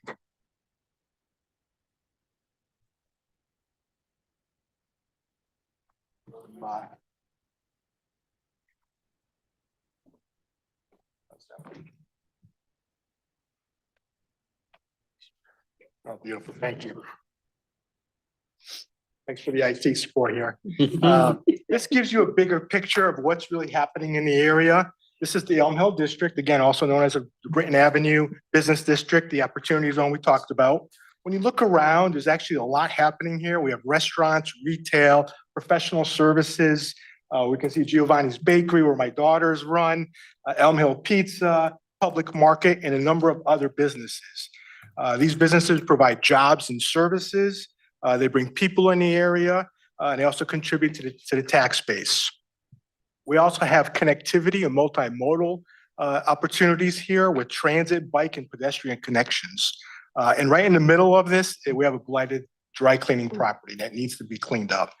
But if we clean it up, this opportunity really becomes important as we talk about the investments that's happening. So let's start with the investment that's already taken place. In 2023, the town completed the Maple Hill and Robbins Avenue Complete Streets project. Thank you very much. This was a significant investment in the area and really, I think, improves pedestrian safety, ADA accessibility, and also added bike lanes. But I think the most important thing it did was create connectivity from downtown Newington to the Elm Hill District. So we're really going to build on that opportunity. So there's more coming. Investments continuing. The next major piece is in New Britain Avenue itself. The town is moving forward with the state-funded improvements along Elm Hill Business District. That's slated for 2027. It's more than just streetscaping. It's pedestrian safety, ADA improvements, it's safer crossings, new lighting, new landscaping, and overall improvement to the business district. This image here gives you an idea what these improvements could look like. And again, 450 sits right in the middle of all this investments that the town is making. So let's bring it, all these investments together. We have the 2023 Complete Streets project, which is going to bring bike connections and connect downtown to Elm Hill. We have the Britain Avenue Streetscape project coming in 2027. There's also a third piece right behind the fire station. The town is planning a community gathering space, gazebo, and a really transit and bike connectivity with that location. And that's really what makes 450 such an opportunity to bring all of these investments together into one opportunity. So this is what we're proposing for 450. First and foremost, we clean up and remediate the brownfield. Has to happen before we do anything else. Once it's clean, we can bring it back to productive use. Our concept is simple. It's really to create shared parking to support the surrounding businesses. It improves pedestrian and bike access. We're proposing it'll be a public easement granted to the town of Newington that ties Elm Hill to the future public parklet behind the fire station. It also connects transit, bike and pedestrian network we just talked about. And finally, we also are proposing secure bike parking as well as EV charging stations. Ultimately, the goal is bigger than just one property. 450 gives us an opportunity to connect public improvements that we just talked about, support businesses that are already in this area, and finally, it really become a catalyst for future investments. So that brings me to why I'm here tonight. There's an opportunity through DECD's Round 24 Brownfield program. The application is due September 9th. The town will be the applicant as a pass-through recipient. We would work with the town as a private redevelopment partner. We're asking for the council's support and endorsement with this grant. We're prepared to do our part, which include we're working to acquire the property once the grant is approved. We have an environmental team in place already looking at opportunities to remediate the property. We're prepared to make private investment that follows the cleanup. But what we need help with is removing the environmental barrier. And that's exactly what the state's brownfield program does and is designed to do. The grant gives us the opportunity to clean it up, put it back into productive use, and make it a catalyst for continued investment in this Elm Hill district. And that concludes my presentation. And just so everybody's clear, the reason that Tony's coming here is because the brownfield grants are public-private partnerships. So the town is the applicant and we serve as essentially a pass-through entity. And similar to what Melinda was talking about, the town doesn't have any really financial skin in the game. Tony is assuming that those costs, but we make sure that that there is a public benefit, and we also make sure that we are it's subject to state procurement requirements and any project there. But we are basically Tony is seeking council's support for us to go into a partnership on this grant application. I will entertain questions and comments from council. Councilor Plurd. Thank you, Deputy Mayor, and thank you, Tony, for being here.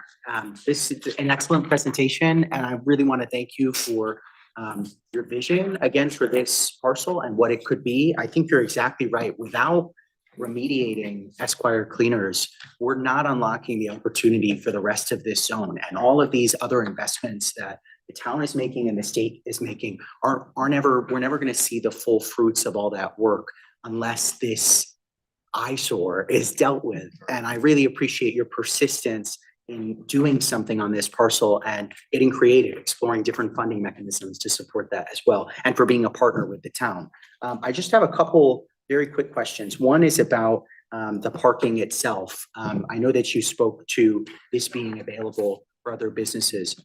Just for the public's edification, I've heard your answer to this before, but this wouldn't privilege just the two abutting businesses. It's really open parking for all the area businesses in that district. Is that right? That would be the opportunity, correct?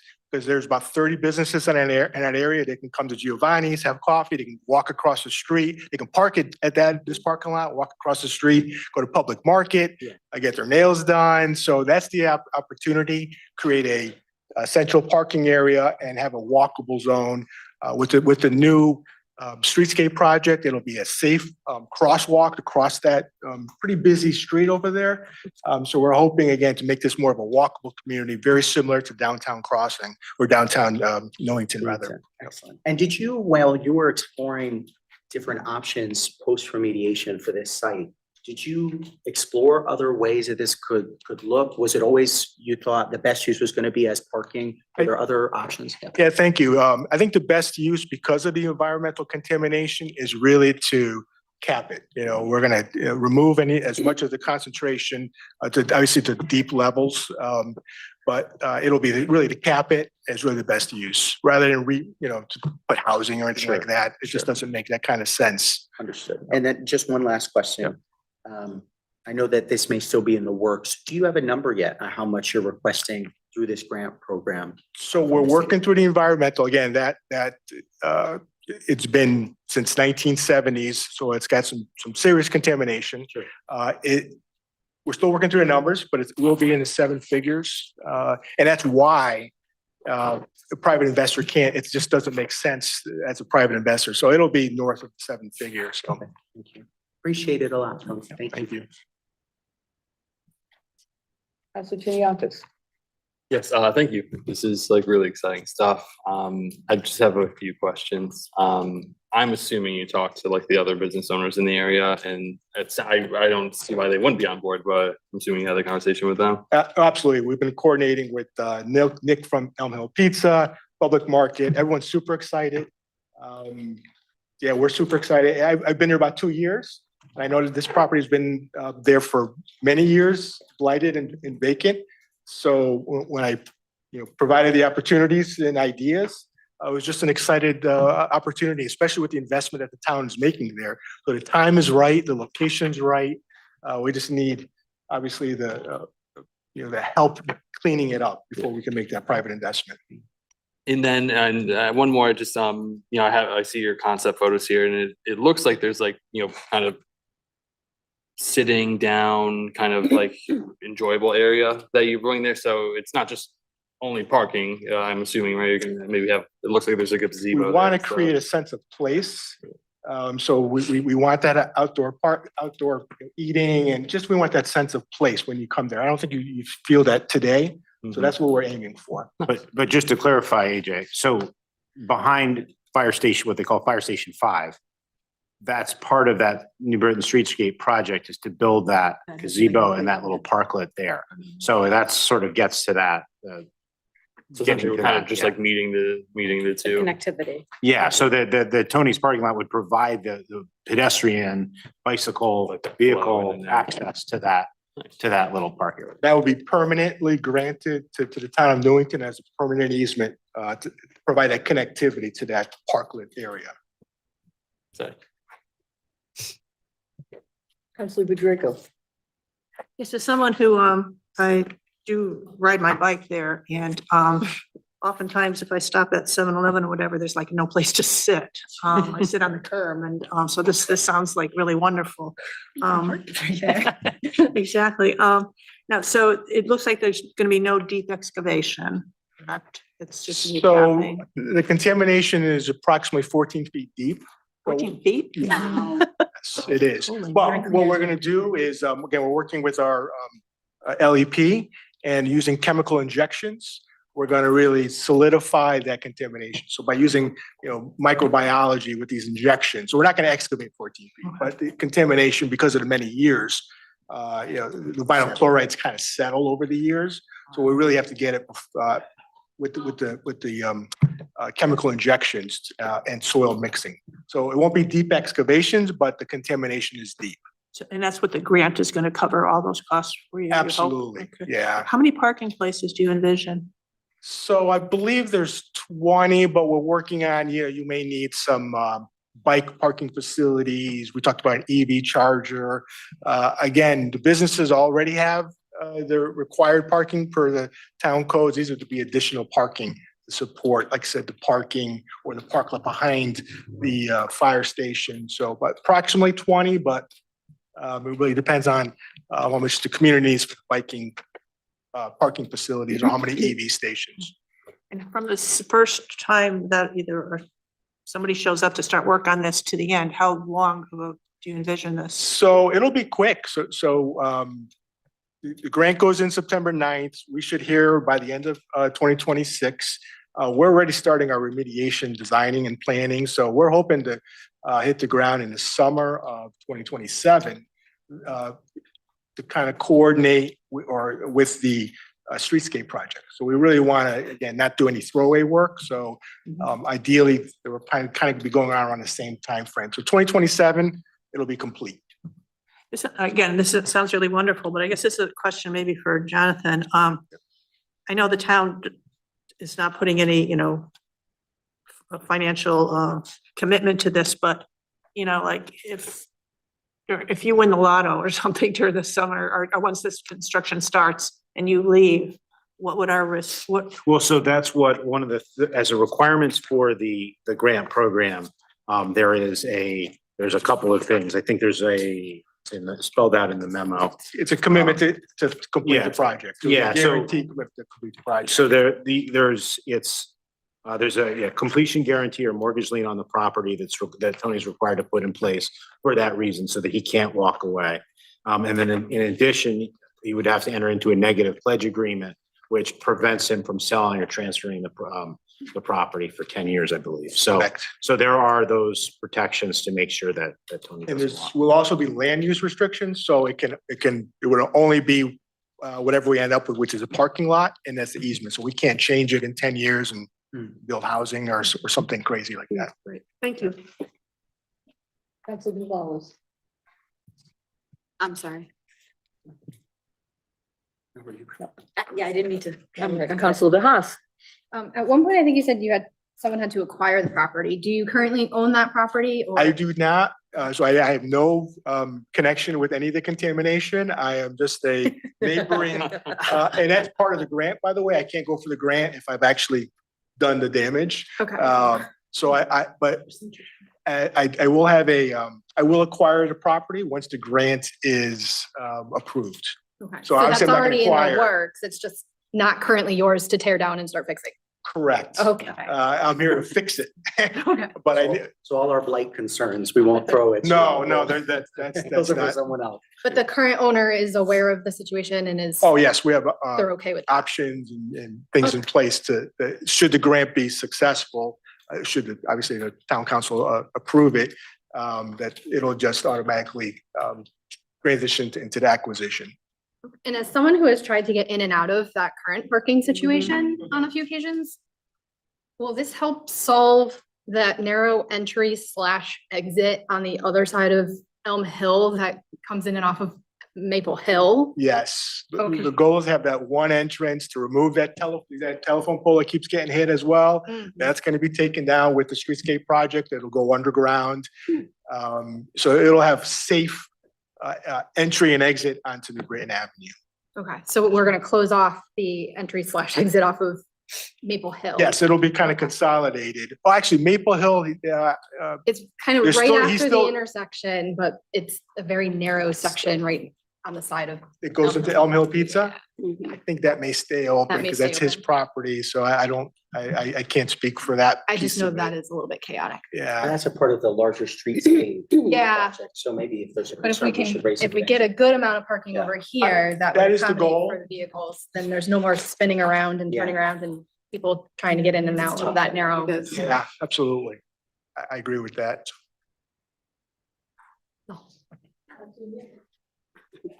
Thank you for your presentation. I do have a couple of questions, actually. I've looked at your renderings. Is there going to be a point of a way to exit from behind Elm Hill Pizza and drive onto Maple Hill? That's not the from intent, Between the fire station and the backside of their building? right? At this point, it's not the intent. Again, because it's Elm Hill Pizza, it's another property. But we're in discussions to kind of, obviously we work with the town engineer as well to make sure that the egress and ingress is safe. But at this point, the main entrance is what you see right there. And then you'll have the pedestrian access again to the fire station and the parklet behind there. So we kind of want to limit some of the vehicles back there and kind of keep it more pedestrian and bicycle safe. Okay. And where is you reference bike parking, where in your renderings would that be? So there's, again, we take a couple spaces or there's one in front. I put the front? right in front, there's some bike parking, but again, we may have a little more safer or secured and covered parking and take one of the spaces that I was talking about earlier. Okay, and I gather from the conversation you've had with the council that this is not a joint venture with Elm Hill Pizza. This is something that you're taking on or. Correct, but Giovanni's there will Bakery. be a partnership with shared parking to make sure that their businesses can park there. So again, it's supposed to be for the community. It's not really just for one business. So maybe some parking agreements. So there still needs to be some more easements between the surrounding businesses to make sure that they're allowed to park there. And that is the intent. Okay. And then the renderings also, if I'm not mistaken, are these sidewalks in front of both Elm Hill and Giovanni's? Yes, Okay. yes, yep. And again, that'll be part of the streetscape project that's already funded and scheduled for 2027. Oh, okay. Okay, thank you. So have new streetscape, new sidewalks, new aesthetic lighting, and again, the safe crossings across the street. Okay, thank you. I'll just say that I'm very excited to Awesome. see this possibility. We know that when Maple Hill, New Britain Avenue streetscape, I know has been kind of postponed a bit. And having talked with folks, businesses in that area, people are really, they're waiting, they're eager for this to happen and for this to, if there's a possibility that this can take place at the same time and open up parking, number one, safety. I know going in and out of Giovanni's where Yes. more often than I should, because it's so good.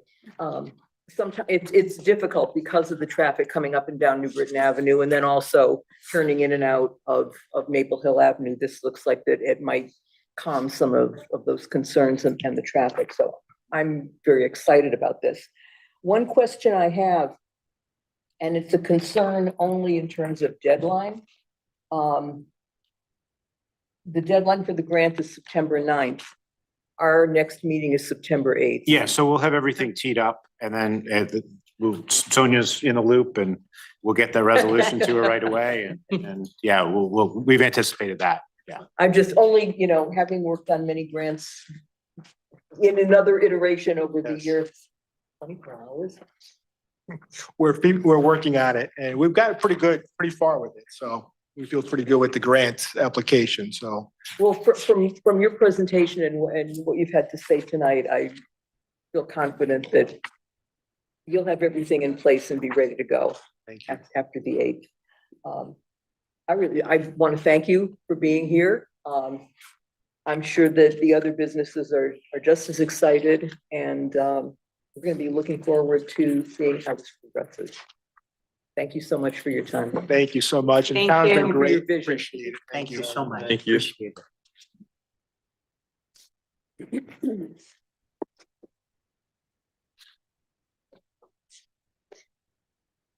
Next on the agenda is Board of Ed's Board Certified Assistant Behavioral Analyst, the A5 job description.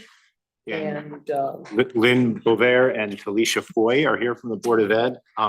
Talisha is the, good.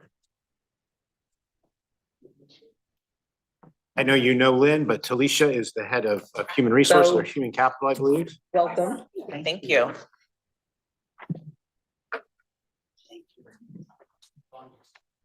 Thank you. Okay, thank you. Thank you. Thank you. Thank you.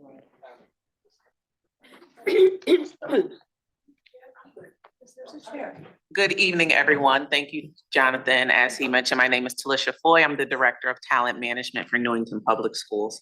I'm here with Lynn Bovair, who is our CFO, as well as Alexandra Heslin, who is our Assistant Director of Special Education, to request an additional position known as a Board Certified Assistant Behavior Analyst. We have increasing student needs, as everyone does in all districts across the board. But again, I know I'm here to speak specifically to Newington. Our behavioral needs for special education students, as well as non-identified students, is continuing to grow. And in our ways to try to just work and be creative, this was a new position that the three of us will get a little more in depth to explain. I do want to preface this by saying there are what we find to be significant cost savings, but in a way that doesn't take away the extreme need for support and the professionalism and the expertise of the person who would be in the position. So as Lynn passed out to you, you have two documents. One is noted as a justification. It's an overall summary. And in that, it outlines our, again, justification, our need for the position, as well as it outlines the specifications, what the person in this role would be able to do. as well as the problem we are faced with, the goal, and what we hope to accomplish through this position. Another document she passed out to you that's stapled is the overall job description for the position. I do want to start with that job description and just give a quick overview, not getting too in-depth with it, but letting you know this job description that you have in front of you that has both letters in black and red. There is a position we already have in the district called a board certified behavior analyst. This is a person who is highly trained, an expert in their field in supporting behaviors. This job description is the role of that person, of the work that person does in our district. We do have a few BCBAs, and those positions come at a cost of $80,000 or more per person.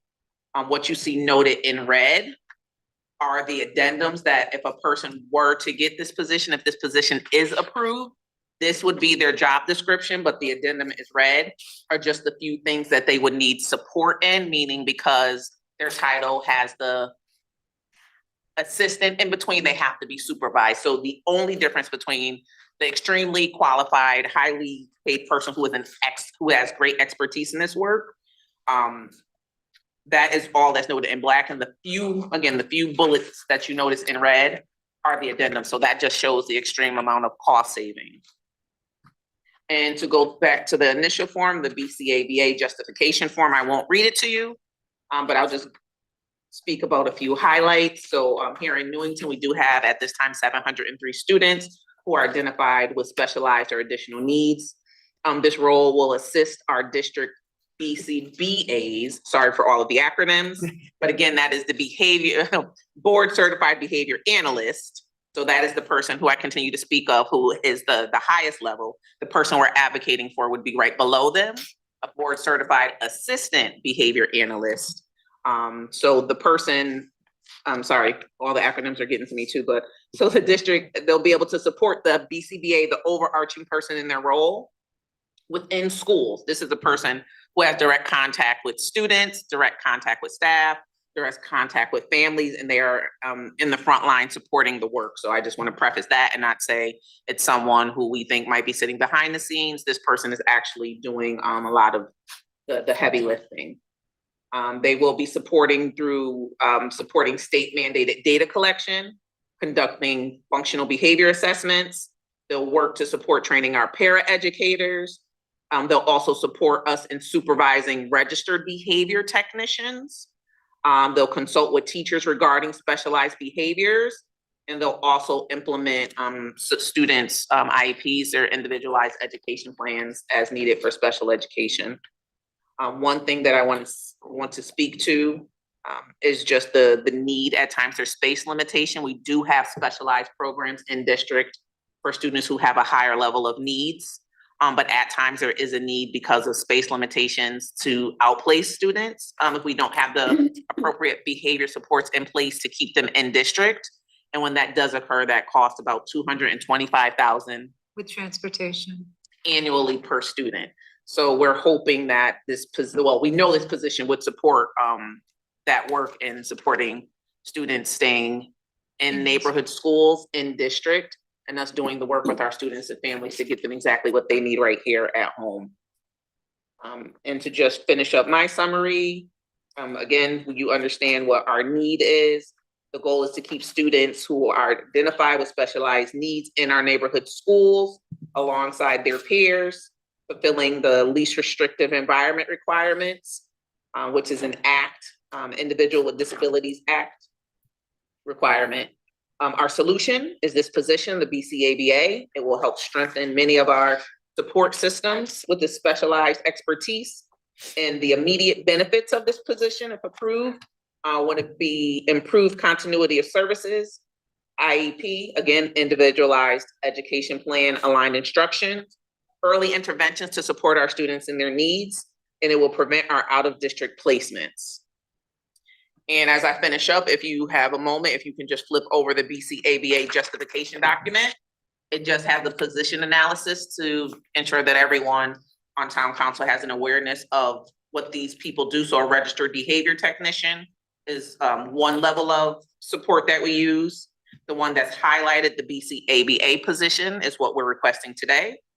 we're asking for that one position, and then below that is the role of the BCBA. So I'll give you a moment to look at that, as well as turn it over to Lynn to discuss things a little more in depth financially. Thank you. Okay, you have all the information that has been passed out to you, so you can see that. You could advance, please. Oh, I can do it? Yeah. Oh, I'm sorry, I thought you would. My bad, I'm so sorry. So basically, this bridges the gap between our paraprofessionals and the higher level BCBA by giving them supports where they're needed.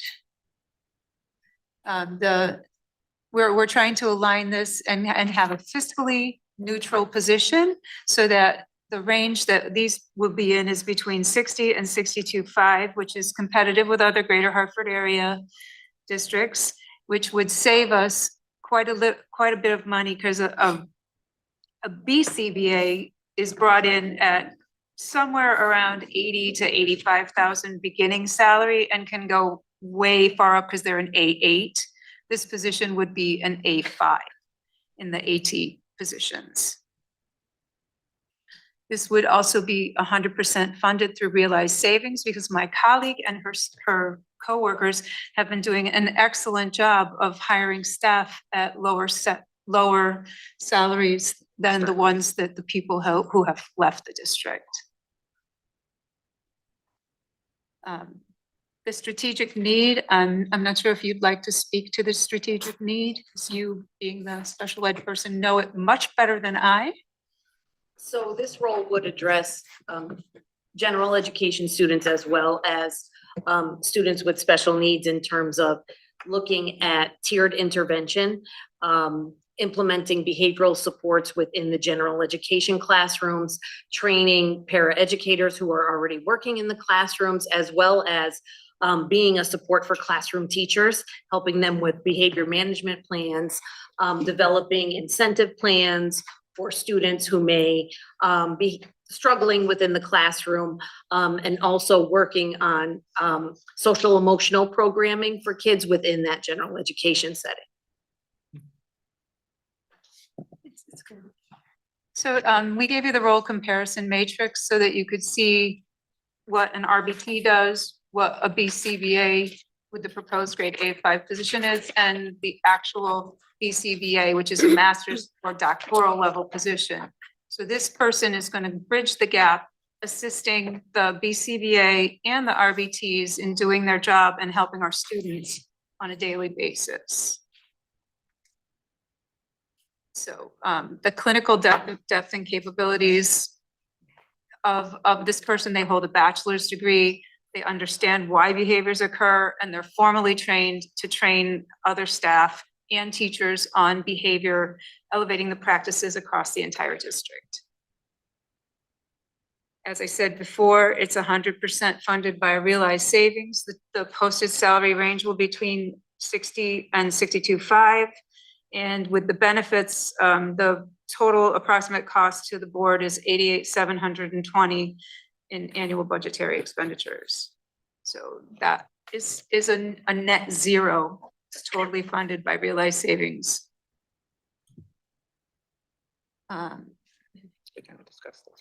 We already went over that, sorry.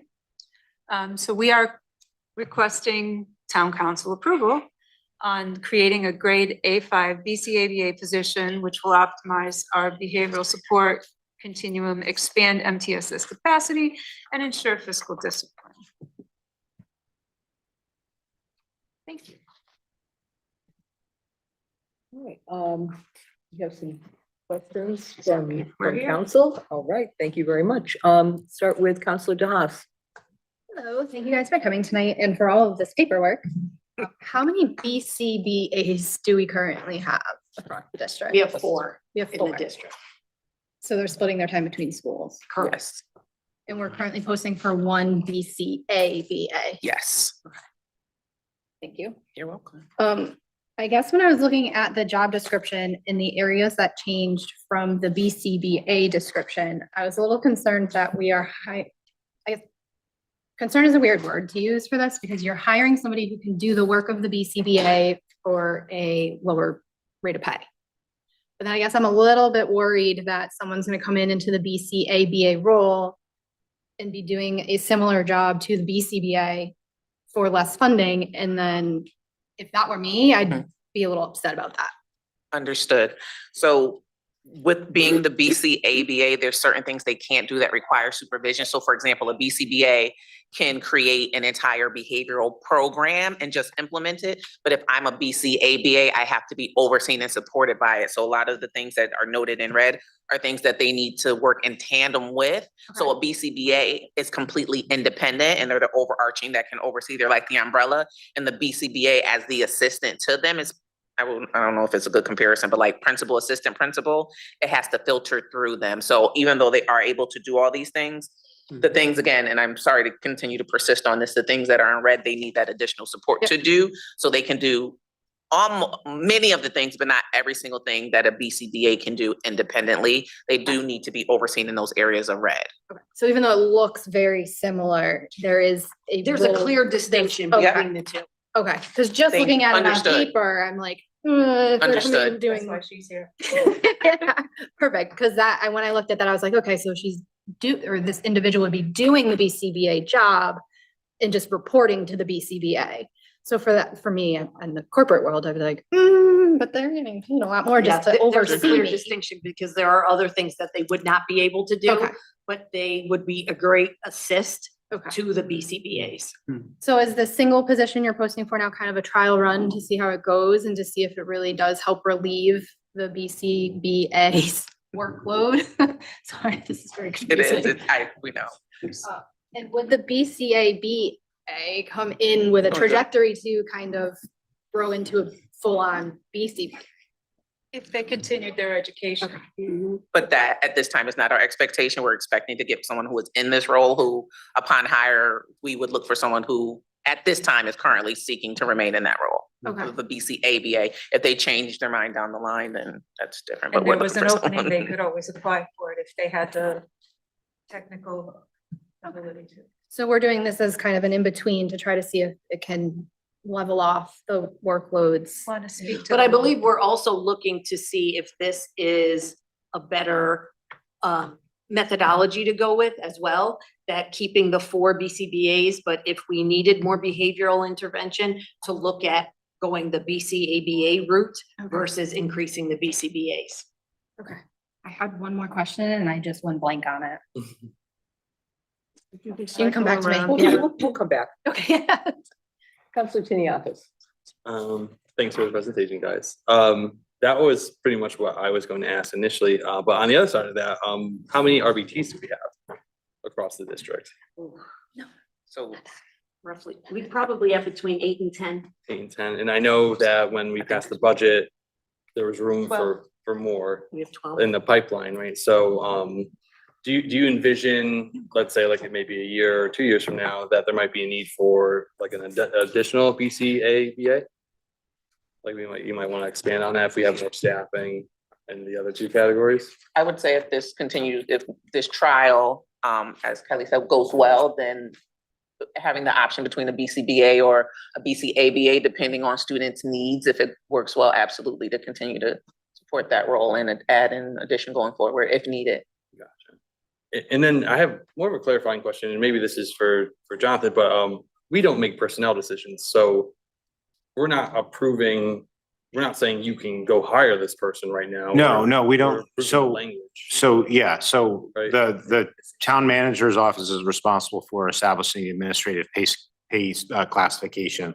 And that would include creating and amending job descriptions. And this is a non-certified, well, certified, but not in a teacher sense, a position that would fall under my purview. So that's why it needs council approval. Gotcha. Yeah, I just wanted to clarify, like, we're not. But there's no, it's a gray area though, AJ, because you have to approve the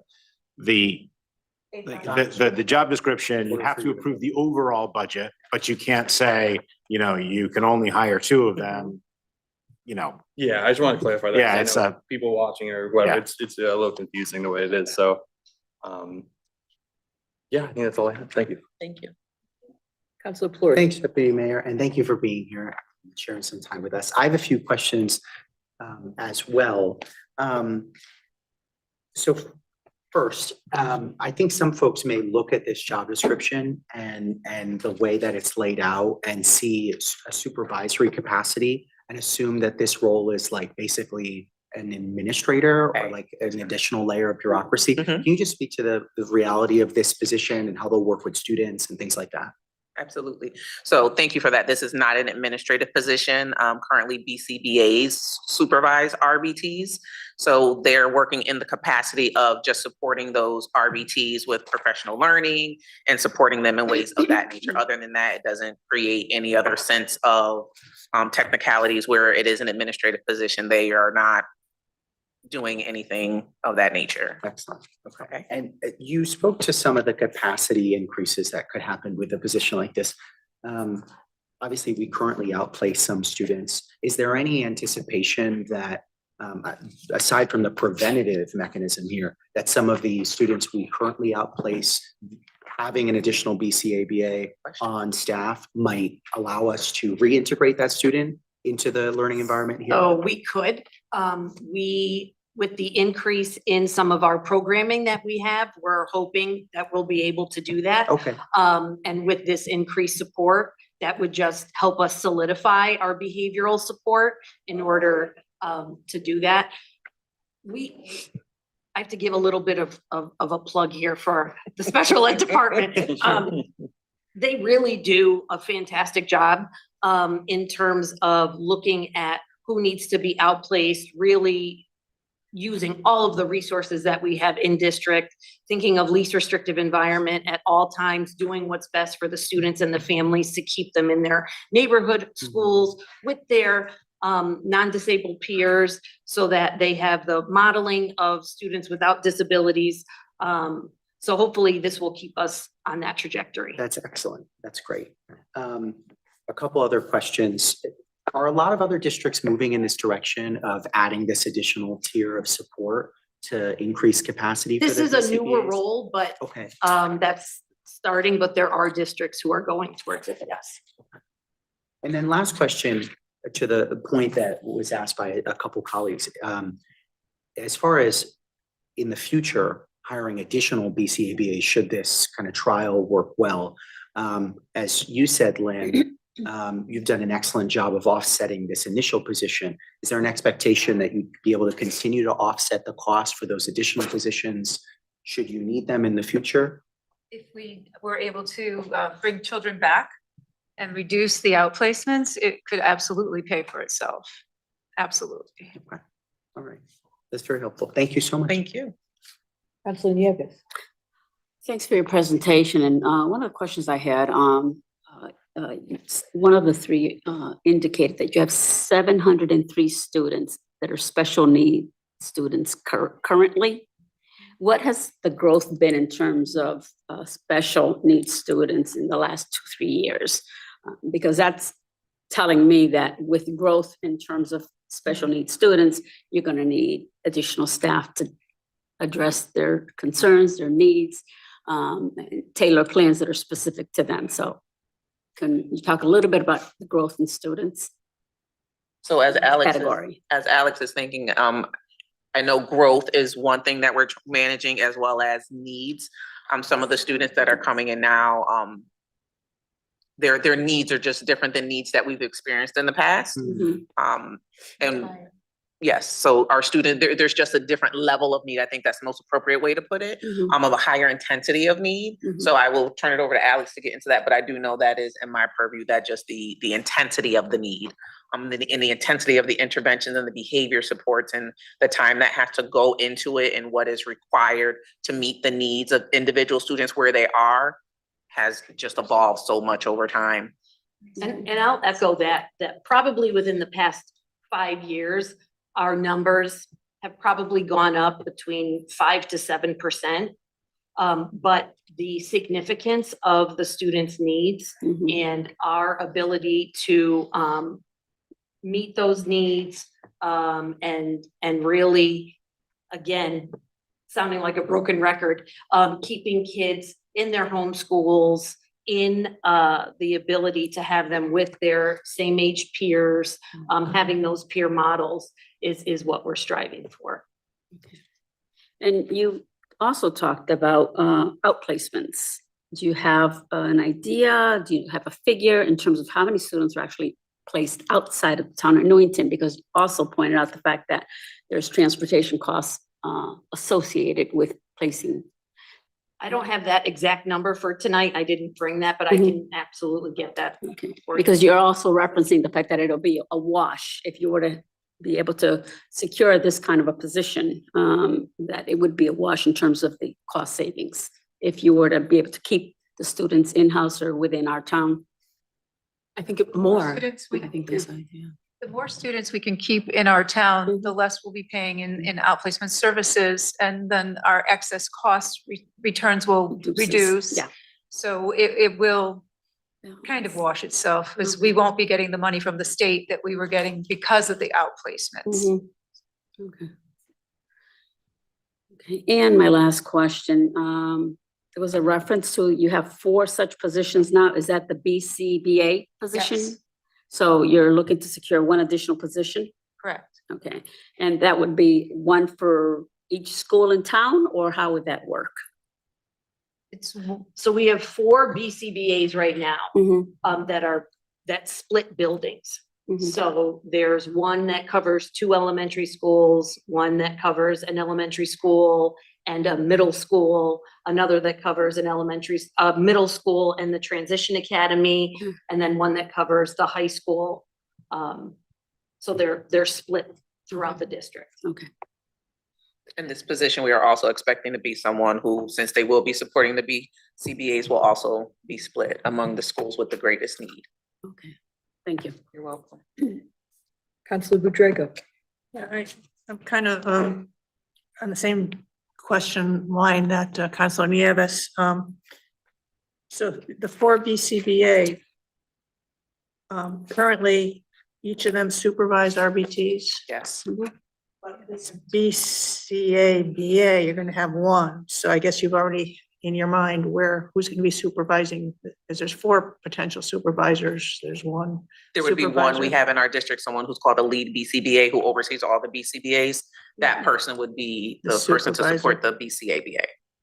And then this BCABA, are they gonna take over the role of supervising all the RBTs? Not all of the RBTs. They'll support in decreasing the load for the BCBA's because their caseload numbers for RBTs is high now. So they will take some of that work on, and that's not where they don't need to be supervised to do that work. So they'll be taking on some of those RBTs to supervise independently. Because it kind of seems like this might be building a little bit hierarchy of what, you're gonna have 1 BCA, 1 BCBA, and then RBT, but at some point. We're terrible with these acronyms. But I And guess that would we be, have to. that would be the the idea. hierarchy. Yep. If so, okay. Was this at all anticipated in this year's, budget requests or not? I mean, just.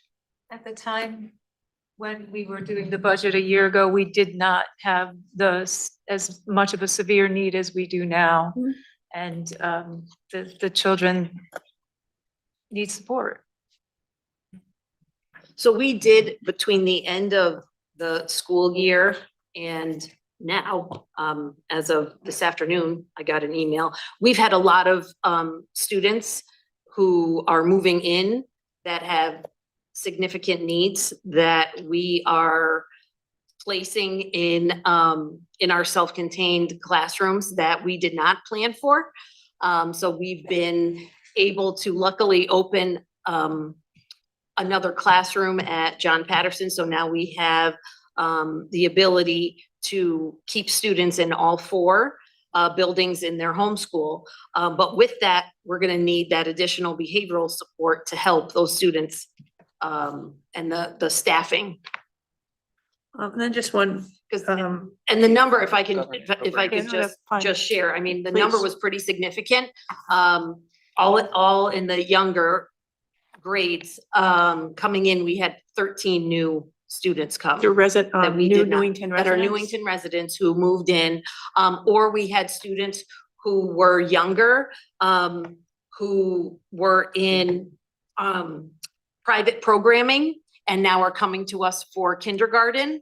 And they are not prepared for a general classroom, so they need more a more tailored setting for them with more support, which this individual would be able to help with. And you anticipate hiring this for this upcoming school year? Correct. Yes. Okay, and so I know you said the realized savings for this year through staff movements and retirements, but for next year's budget, I guess this will be an add to staff. So it will be, this year you can cover it with realized savings, which is why there's not a budget impact, but next year we have to consider this. Either that, or we would have to look for more grants that we could try to find to not supplant, but to use to support something else. Okay, thank you. Counselor DeHaas. A lot of my other questions. So we talk about the level, kind of like the hierarchy. At some point, if this goes well, and I think it may work well, is there a ratio of supervision between a BCBA and how many BCABAs they can kind of supervise before you max out with your BCBA to BCABA ratio? Technically, I can't speak to that. I don't think so, because there isn't a cap on how many RBTs someone can supervise. Okay. The only ratio is you have to look at in terms of the hours of supervision that they need and make sure that you can give them those hours. Okay. So that's another kind of assistance that the BCABA would help with, are the number of hours of supervision for the RBTs. That takes away from service provision for kids. It's mandated. So there's no formal cutoff or anything. It's just how many hours can they successfully kind of make sure they're meeting those supervisors? So there's a formal number of supervision hours that have to be given, but there isn't a cap, like you can only supervise 100 hours, as far as I'm aware. For so many people. Correct. It's based on the number of supervisory hours. Okay. But we do touch base with the BCBA, lead BCBA, to ensure that it is able to be done with fidelity, and that's something we would continue to do. And in bringing that person up, they did say that this role would be vital in supporting their team, because they are doing all they can, but they are doing all that they can right now. Thank you. Counselor Fleur. Thank you, Deputy Mayor. Just to kind of wrap this with a nice bow in my head, I think what I'm hearing, and I want to ask if this is the accurate way of understanding this, is that obviously the need is increasing. It's increased pretty exponentially over just the last few months. But we were well aware from the budget process and far before that the need for special education needs has just increased very significantly. The need is not going to go away. It's how you're going to respond to it. And you could respond to it with higher salary BCBAs, of which there is a significant shortage in the state, or you could respond to it with folks at this new tier who are able to do more than RBTs and paraprofessionals, right? But are at a lower salary level than BCBAs, a lower certification level than BCBAs, et cetera. So you're responding to the need, but you're trying to find a way to do it in the most cost-effective way possible. Is that accurate? That's Absolutely. exactly it. We're trying to be fiscally Absolutely. responsible. Thank you. Thank you. My question or questions that I had, I have been somewhat answered. They're kind of tangential to other questions. I understand that this coming school year, this is essentially piloting this position. Is that correct? Because as I was reading through this, I'm thinking one BCABA in all of these schools with the tremendous needs that we all know is there. Will this person be stretched too thin? So we'll be working with our lead BCBA to find out where, for right now, they'll be best placed for us to trial it. And at this time, we're thinking 2 to 3 schools max, especially like you said, this being an initial pilot. So determining 2 to 3 at max schools where they would be assigned where the greatest need is. But we at this time would not do one person across 7 schools. I'll do this for whoever's hired. Other than that, that was really one of my concerns and understanding that, yes, this is a pilot and let's see how it goes. And I'm sure that you have parameters and that you're going to have, you know, touch points that will give you information for the following year. I want to thank you, the three of you, for coming and speaking to this, answering all the questions that we had. I'm sure we'll have more, but you know, we understand the importance of this work. And thank you so much for coming and presenting to us. Thank you so much. Have a great evening. Thank you very much.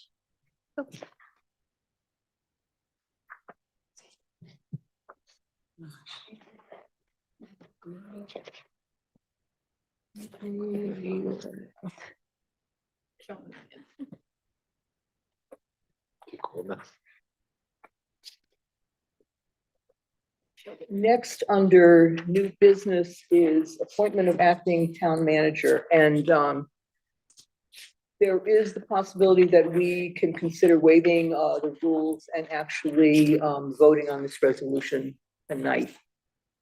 And I am going to ask Counselor, who did I want? Yes, Counselor Gonzalez. You could read, beginning with the first resolution. Yes. Resolved, the Newington Town Council, in accordance with section 11, voting of the Town Council Rules of Procedures adopted July 28th, 2026, hereby moves to allow action on agenda item 14C to consider and take action on acting town manager appointment and employment contract. Second. Okay, I have a motion. It's been seconded. Discussion, and we have to open this up Yeah, for you have to public open it, just ask if participation. there's, yeah.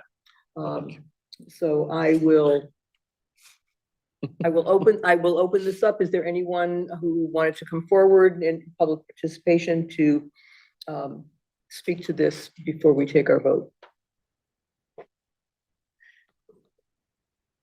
And this is just speaking to waiving the rules. This single item. This is, yeah, this is just to waive the rules.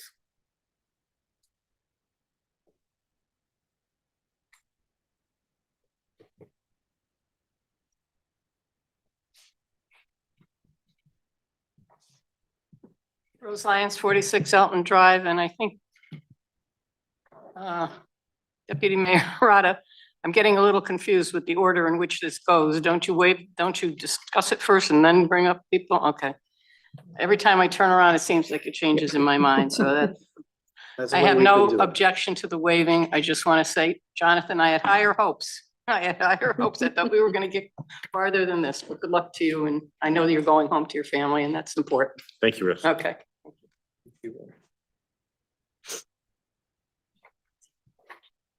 Any other public participation? Nothing online? All right. And I will close public participation, and we have a motion to, and we have a second. All those in favor of waiving the rules, signify by saying aye. Aye. Opposed? Abstained? Vote 8-0 in approval of waiving the rules. Mayor Trister absent. Councilor Gonzalez, could you read the second portion of Sure. that? Resolved, the Newington Town Council establishes the following with regard to its appointment of Lauren Rhines as acting town manager in accordance with Charter Section C-504B, acting manager, effective September 3rd, 2026, for a period not to exceed 90 days. Read all the Yes, numbers as well. Oh, yeah. Okay. Number one, while serving as acting town manager, Lauren Ryan shall be authorized to sign and execute any and all documents authorized previously to be executed by the town manager. And two, all of Lauren Ryan's existing benefits will continue, modified as necessary to reflect the change in salary from their position as assistant town manager to the budgeted town manager salary. And three, shall have the unrestricted use of a town vehicle. The town shall be responsible for all costs related to the operation and maintenance of said vehicle. And five, Yeah, but no four? Oh, it should be four. Should be Should be four. four, yeah. So. We'll renumber those. Okay. 4, the town shall furnish and provide of Lauren Rhines with insurance protection, including comprehensive general liability and errors and omissions coverage applicable to all acts or omissions arising out of their employment as acting town manager. And 5, Lauren Rhines shall have the right to return to their position of assistant town manager at the conclusion of the term as acting town manager or upon removal as acting town manager, except in the case of a for-cause removal by the council with 6 affirmative votes. Second. Okay, I have a motion, seconded by Councilor Tiniakos. Open this up for discussion.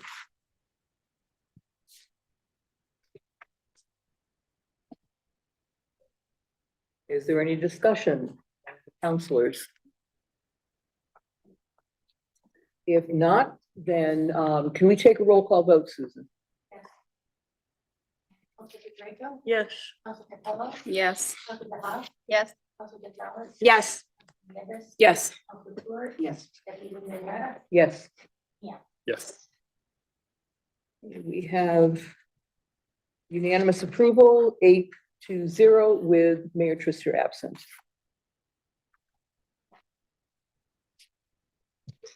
Next is oral written communications from the town manager and any other government officials that happen to be. Yep, Please. thank you. I have a deputy mayor. I have a number of things to update the council on.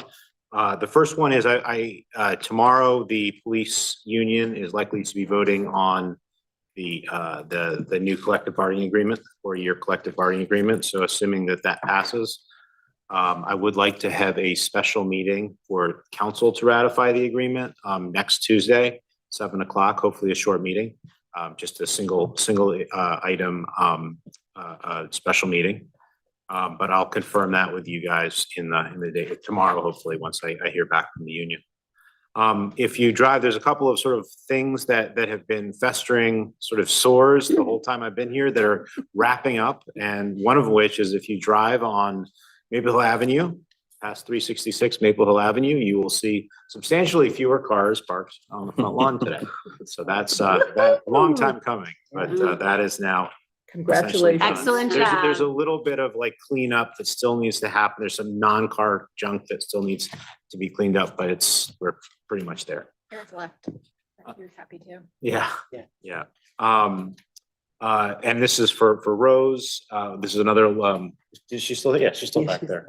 I did speak with Rob Hillman today and to just send him a reminder about putting down those dust stones on the Elton Drive path, the Rose Lyons Parkway or whatever we call it.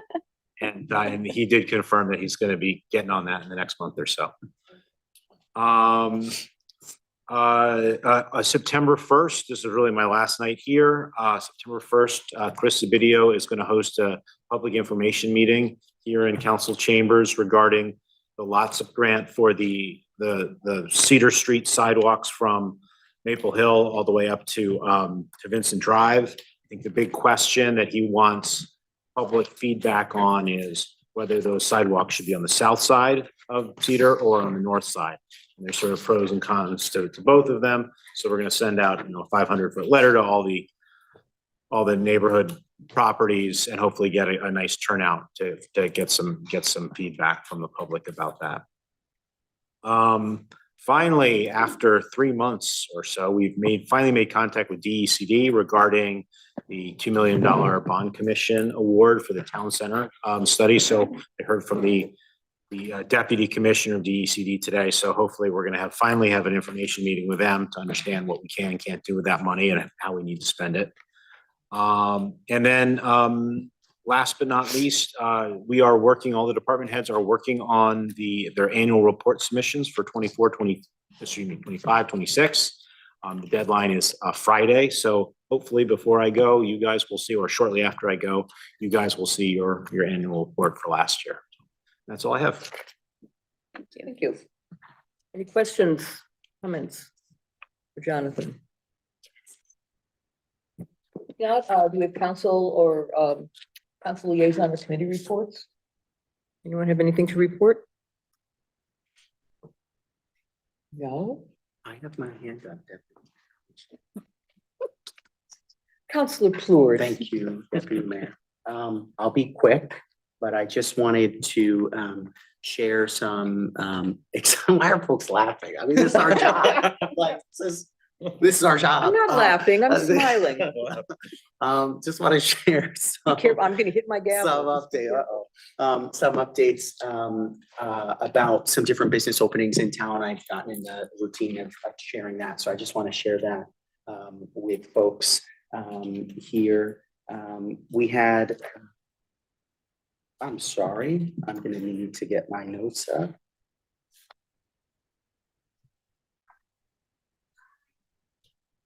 And you know, it's gonna take me a minute, so I will share those with colleagues separately.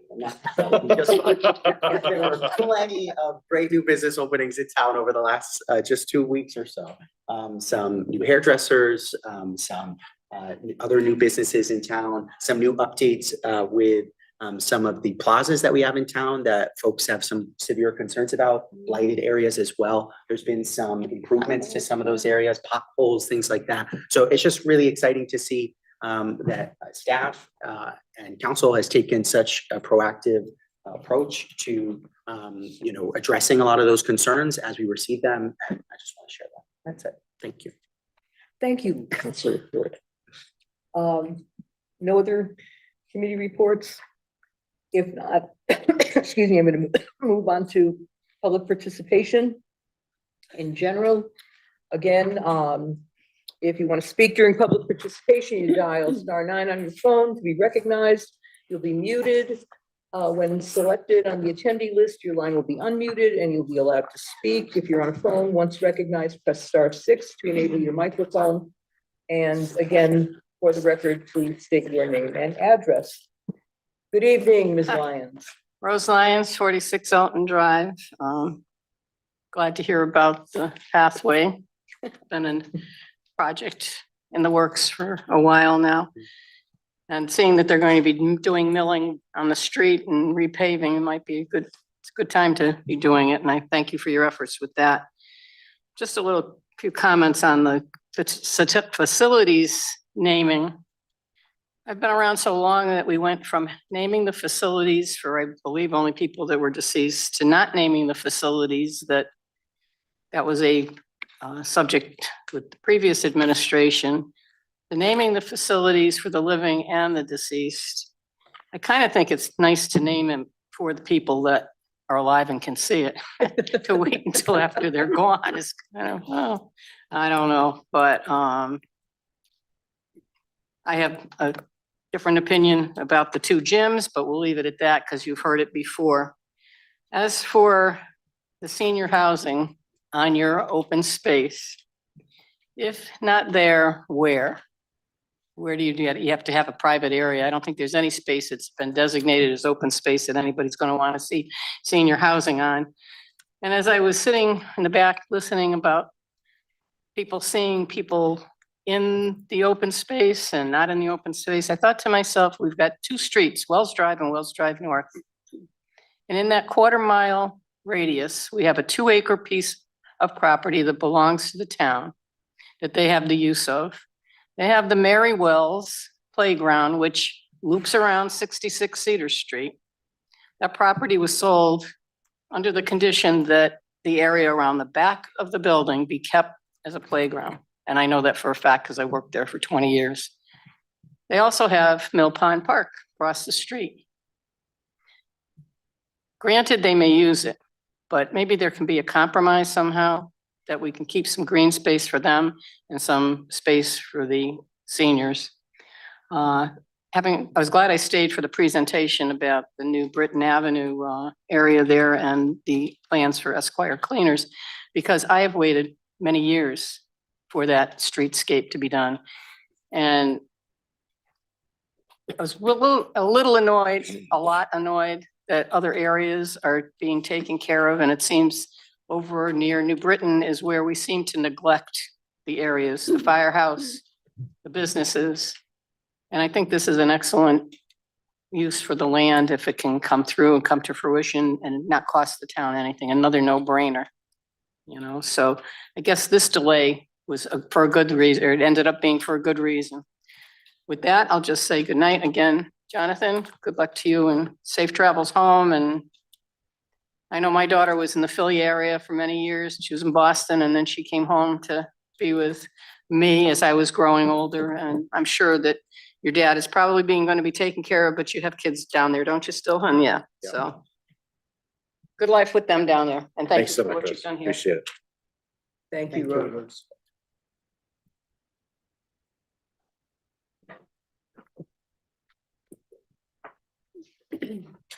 Hi, Jacob Knowlton, 10 Hillside Street. I'll try to keep it brief. I don't think we're disagreeing. I want to express that first and foremost, I appreciate you being so forward thinking because I support the housing going on the parking lot, if anything, first. I forgot to mention this, just because I think I've gotten used to, or as much as I can, used to looking at site plans.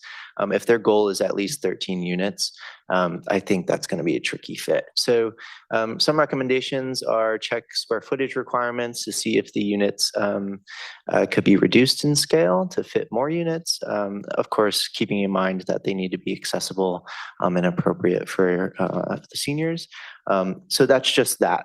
But I do want to say, I don't want to get into the habit of being a town that kind of just says no to housing just because some folks say not in my backyard. Kind of the dilemma with suburban towns is that we decided to build our municipality so that everyone gets a little bit of open space, whether it be a quarter acre or an acre lot, right? Everyone, not everyone, but a lot of folks get a front and a backyard. And so with that comes the fact that we don't have as much public open space. So we have to be mindful of when it comes to new residents or existing residents that need affordable housing, there are going to be tricky tension points that we need to consider. So I was just expressing in terms of priorities, if we are going to preserve open space and put that effort into it, let's do it in spots where folks don't have kind of that front yard, backyard situation, or Indian Hill, Mill Pond Park, making sure those places are preserved. If anything, increasing the open space elsewhere. So yeah, I just wanted to say that if we can fit it on the parking lot, I think that would be great. I think it would create a sense of enclosure for the open space there instead of just having that plopped in between two parking lots, 3 actually. So that would be incredible. But to Rose's point in terms of placement, that is a really ideal spot. I know a gentleman, props to him for not just saying no and proposing other areas. In terms of placement, that is ideal because seniors have a loneliness epidemic specific to them. And so if they're placed around other seniors, that's great. It's near the center of town, it's walkable. That's fantastic. Okay, that's that. And then the only other thing I will say is I'm happy to hear about New Britain Ave. I agree with Councilor DeHaas on that corner little parking lot thing. I think it would be great if we were proactive and worked with Elm Hill Pizza to maybe see, I know Giovanni's had in their rendering a situation out front with some seating and new umbrellas.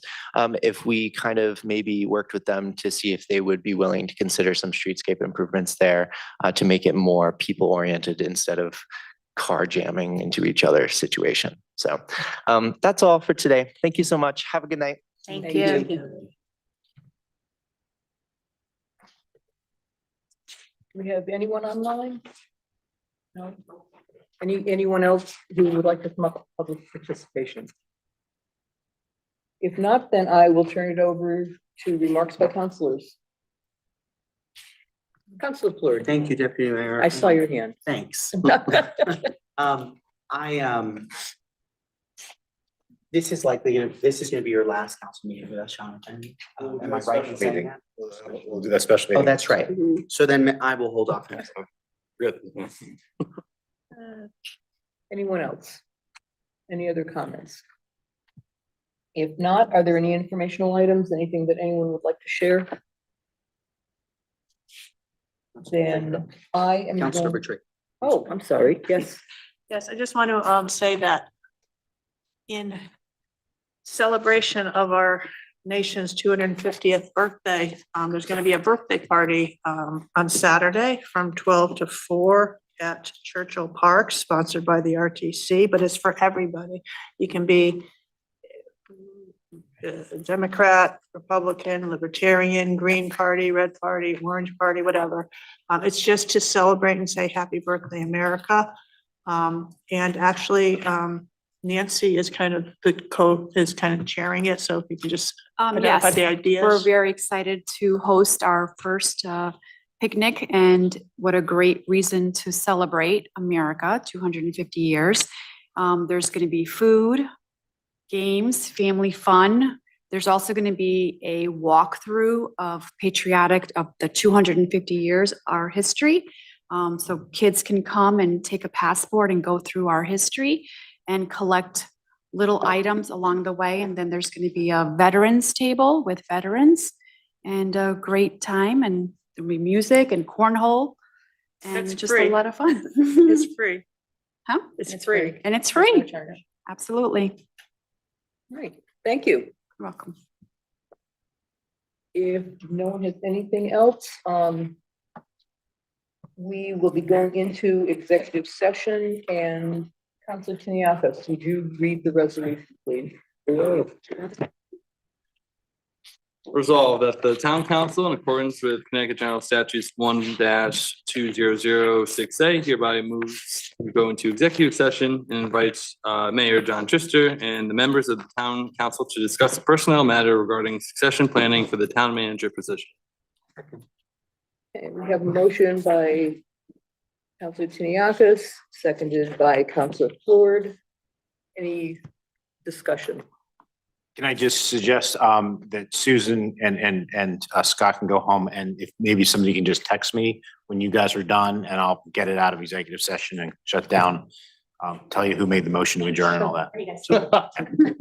Yeah, just text me when you guys are done. Okay, absolutely. Thanks, Jonathan. Thank you, Susan. Thank you, Scott. No further discussion. We have a motion. It's been seconded. All those in favor signify by saying aye. Aye. Opposed? Abstained? We have approval, 7-0.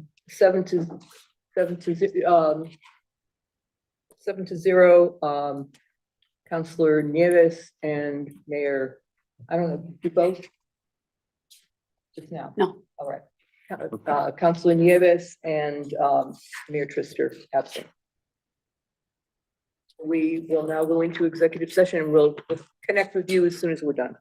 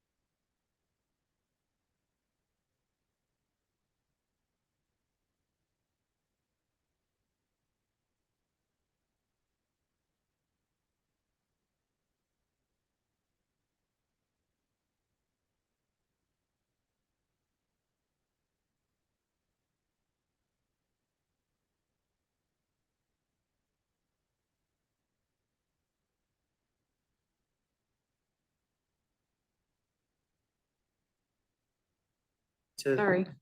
call them. I get And back say that in? we're back in. Were we like not muted that whole? No, we were. Okay. Yeah, we have to go back into public session. Is Scott and still here? adjourn. He's here. We should be live. I just want to fix the camera. He was going to street. I have 3 people at work. I'll meet.